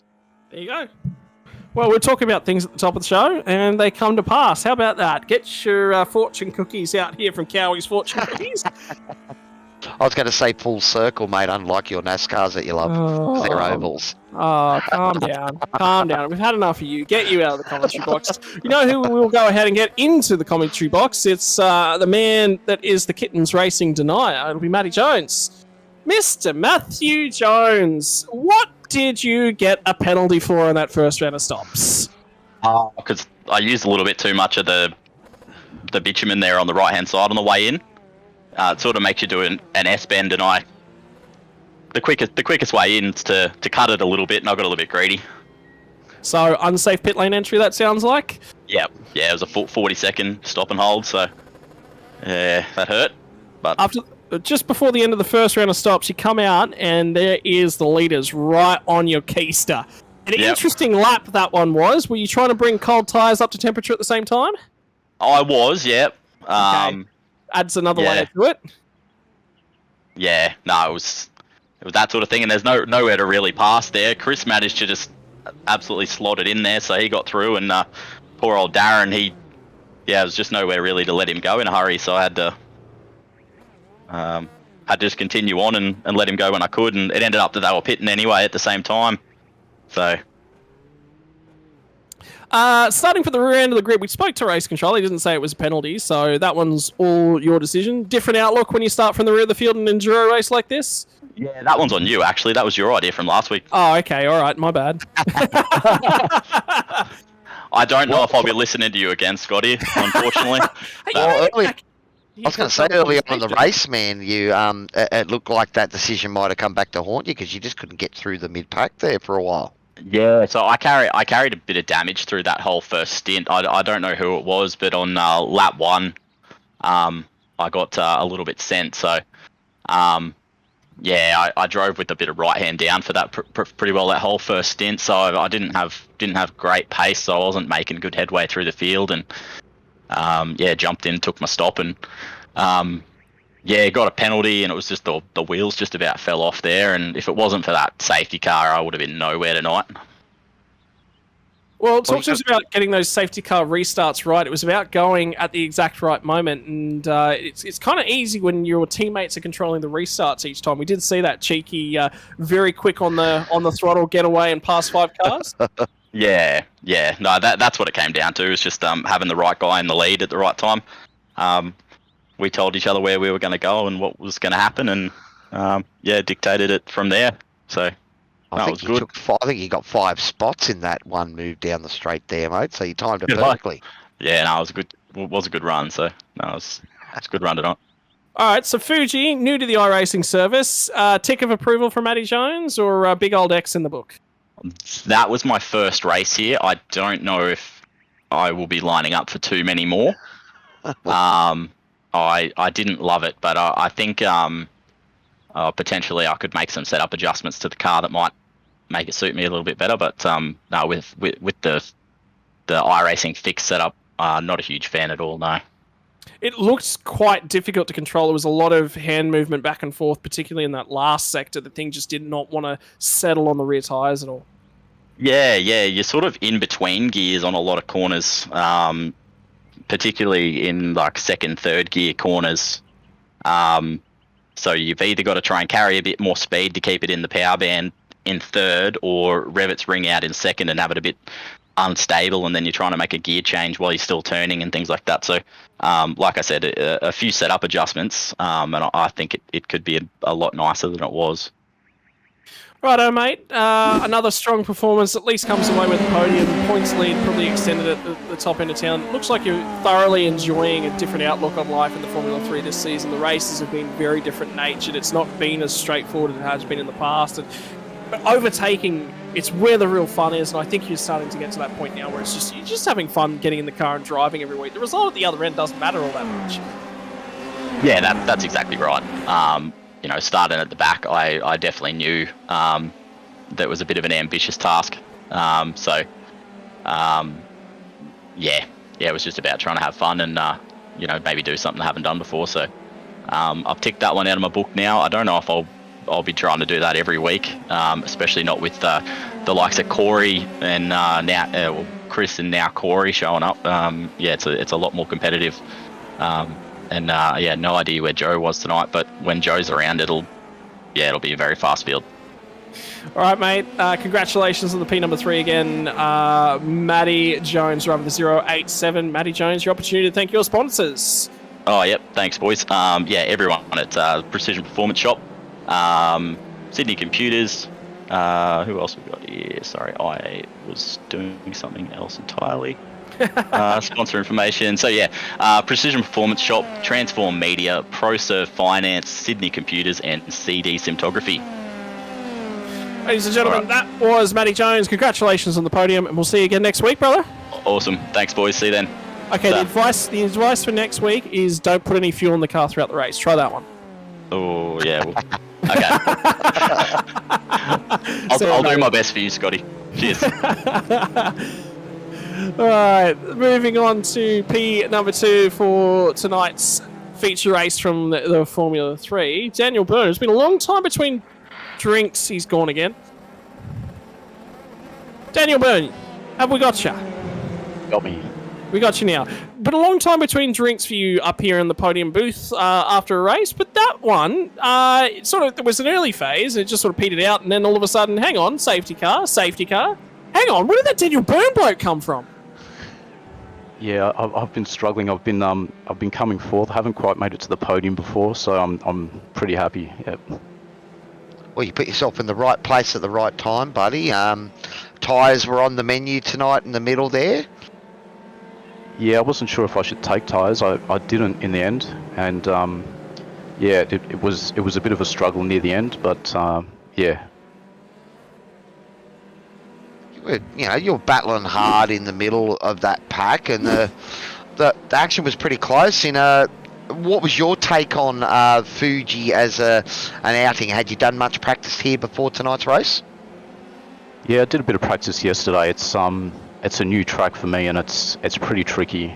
I think I could probably be a little bit faster, but over some of those crests. It's you really got to take it easy and not push it too hard. So yeah, I was definitely taking my time, and it kind of paid off in the end. You can go back in, Scotty. Yeah, I mean, look, I was going to say, I mean, a lot of guys you're chasing down week in and week out. Safety car restarts late in the race. It's a long trundle. What do you do when you roll off at the last corner and it's a long trundle back to the start finish line before you can actually go green again in these things? It's pretty nerve-wracking. Yeah, trying to watch the guys at the front there and see when they're going to take off. It's nerve-wracking, and I was pretty lucky to get a pretty good start at every safety car. Mate, you certainly showed your beans tonight, and it's great to see you up on the podium. As Scotty Rattlegun Rankin would say, Daniel Byrne, our P2 finisher, mate. Tell us about your sponsors. Yeah, sponsors. Well, I'd like to shout out Bianca, my daughter Atari, Kittens Racing. I'm affiliated with them. They're my mates. Driver 808 on YouTube. And yeah, so Adrian, Drew, and Darren in the Kittens Racing group. Well, before you go, I was trying to get the dirt. We were hoping Adrian would make it to the podium tonight because he's got some new pedals. You tell us what new pedals he's got? The name escapes me, but they look good. He's sent a couple of photos. They look really good. I got myself a new Simicube, and tonight was the second time I've tested it, and I'm liking it. Oh, mate, they're brilliant. Well, awesome, buddy. Well done on your P2 tonight, and great to see you in amongst it up the front there. Great, thanks, guys. Ladies and gentlemen, that was driver of the 808, Daniel Byrne for Kittens Racing, and finally we'll move on to Mr. Man of the Hour, Corey McFarlane, gets a late race, couple of safety cars, and when the Biffo goes on at the front, guess who pops out and wins TCR? Formula 3. You're back here again, my friend. Hello. Well, we haven't spoken to you in absolutely forever, Corey. How's your night been going? Haven't heard from you in ages. Yeah, it's been a bit of fun. Two different cars, and I have to say this one's a lot more enjoyable than the other thing, as I'll call it. Yeah, that was good fun. Well, I do know that you've loved these cars, buddy, and it's great to have you back here again. Missed you the first few rounds. What did you think of Fuji? Have you done much practice here yourself, buddy? Or no, I did a few laps when the track first came out, and didn't really think too much of it. But that was quite good fun, and definitely the long straight kept the racing a lot closer than it would have been, and just following the car in front through the high-speed corners is definitely a challenge, and then you got the last sector, which is just awful to say the least, especially on cold tyres. It's you hit the brakes and the rear comes off the ground, and then it doesn't turn, and then it comes off the ground again. It's just, yeah, all over the place, but it was good fun. Well, we're just watching the moment there between Chris and Darren up in front. What did you think when you saw that yourself, buddy? I wasn't really sure what had happened because I was trying to give Matty behind a draft when he was pulling out for a pass. So I was just in my mirrors, and then next thing I know, there was a big puff of smoke and cars flying everywhere. And I just assumed it was just they got a bit close, and iRacing had a spaz and neck code and all that. But yeah, I still don't really know what happened. I haven't seen it yet, but it sounds just like a bit of a racing incident. Well, that's what race control ruled in the end there, buddy. But you've started at the back and carved your way through. How was the going early on? Because you got a decent start, but I don't think you. Oh yeah, that's right. You made it to like P4 or P5 on the first corner. Was that right? Nah, You're a bit further back. I was sensible this Mixed up time. with the TCRs. Yeah, I hung back and didn't want to risk too much on the first lap, considering it's just hopped into the car and first lap's on the track in the car, and I didn't want to do anything silly and wipe someone else out, so played it sensible for the first time and just took it easy. I saw you go out there and do a couple of quali runs, but abort them so you could start at the back. So was that just to get a feel for the track? Yeah, I didn't want to be getting in people's way, so just took me a while to settle down, and then after the pit stop, when I got back onto cold tyres, I had a pretty big moment on them. So yeah, it's just really hard to predict on cold tyres. Very hard. Righto, well, Corey McFarlane's already taken one trip to victory lane and one trip to the top step of the podium, but, my friend, one more opportunity. Who are those sponsors that make it possible for you? Well, first of all, big thanks to Matty Jones and Chris for racing tonight. Pleasure to be in a chat with them. Well done to Matty as well. Got turned on the first lap, then had a 40-second stop and hold, and to come back to third is bloody incredible. Unlucky to Chris as well. He was having a great race until the incident up the front. Big thanks to Send It Sim Sorts, Precision Performance Setup Shop. Forgotten the rest. And big thanks to you guys who run the league again. Ladies and gentlemen, driver of the number 94 for the second time tonight, it has been Corey McFarlane dominating the Wednesday night action from Sim Racing World. Cowie, another Wednesday night in the books, and I want to go back and watch that all again. Mate, it's going to be awesome reviewing the action and reviewing my commentary to see how bad it was tonight. No, I think we had a good night tonight. I know I got you laughing there a bit, and that's my job. If I can get people to enjoy the show, then we're doing something right. And mate, we enjoyed it here in the commentary booth. That it doesn't matter what everyone else thinks. Everyone else, you guys, if you didn't enjoy tonight's stream, go and get stuffed. All right, Cowie and I had a great time. That's it, mate. That's it. But no, we're not going to tell anyone to get stuffed because we love the support, and it's it's going to keep the league growing. I mean, we've got some great sponsors on board: DSL Welding Services, Pagnian Imports Simulations, Dragon RC. We've got the Melville Pole Fastest Lap Award as well, and the Promo Safety Department. So, and I know the boys are saying there's already other big sponsors coming on the line for next season. So we're just growing here at SRW, buddy, and it's great to be a part of it. Yeah, that is Sim Racing World, ladies and gentlemen, growing bigger, stronger, faster, better every week in and out. And if you thought that that's all there is to offer this week from Sim Racing World, you are sorely disappointed. Ladies and gentlemen, tomorrow night I will not be in the commentary box. Tomorrow evening, Cowie will not be in the commentary box either because we're heading to Watkins Glen International. I believe we're heading to the boot layout complete with the bus stop chicane for the SR8, SR10 Radicals. That is going to be a tricky one to master in those cars. They don't like curbing whatsoever. So let's see how much curbing we can smash in those things. Following that will be the Porsche Cup cars coming to you live from Circuit de Barcelona, Catalunya. We went to the short course earlier tonight with the TCRs. How will the Porsche Cups go? I can tell you, a couple seasons ago, I managed to take out a championship from Sim Racing World back when it's called Force Racing League at that very track. So I'm keen to return to what is a happy hunting ground for me. If you haven't enjoyed the stream so far this evening, that's okay. Maybe you'll enjoy tomorrow night's action. Better tune back in there to find out. Anyway, smash the like button, smash the subscribe button. We'll see you all again tomorrow night. Ladies and gentlemen, I've been Scotty Rattlegun Rankin. He's Andrew Cowbell Cowan. And behind the scenes was the Chef Toddy. We are SRW TV. We'll see you again tomorrow night from 7:30 for more racing action.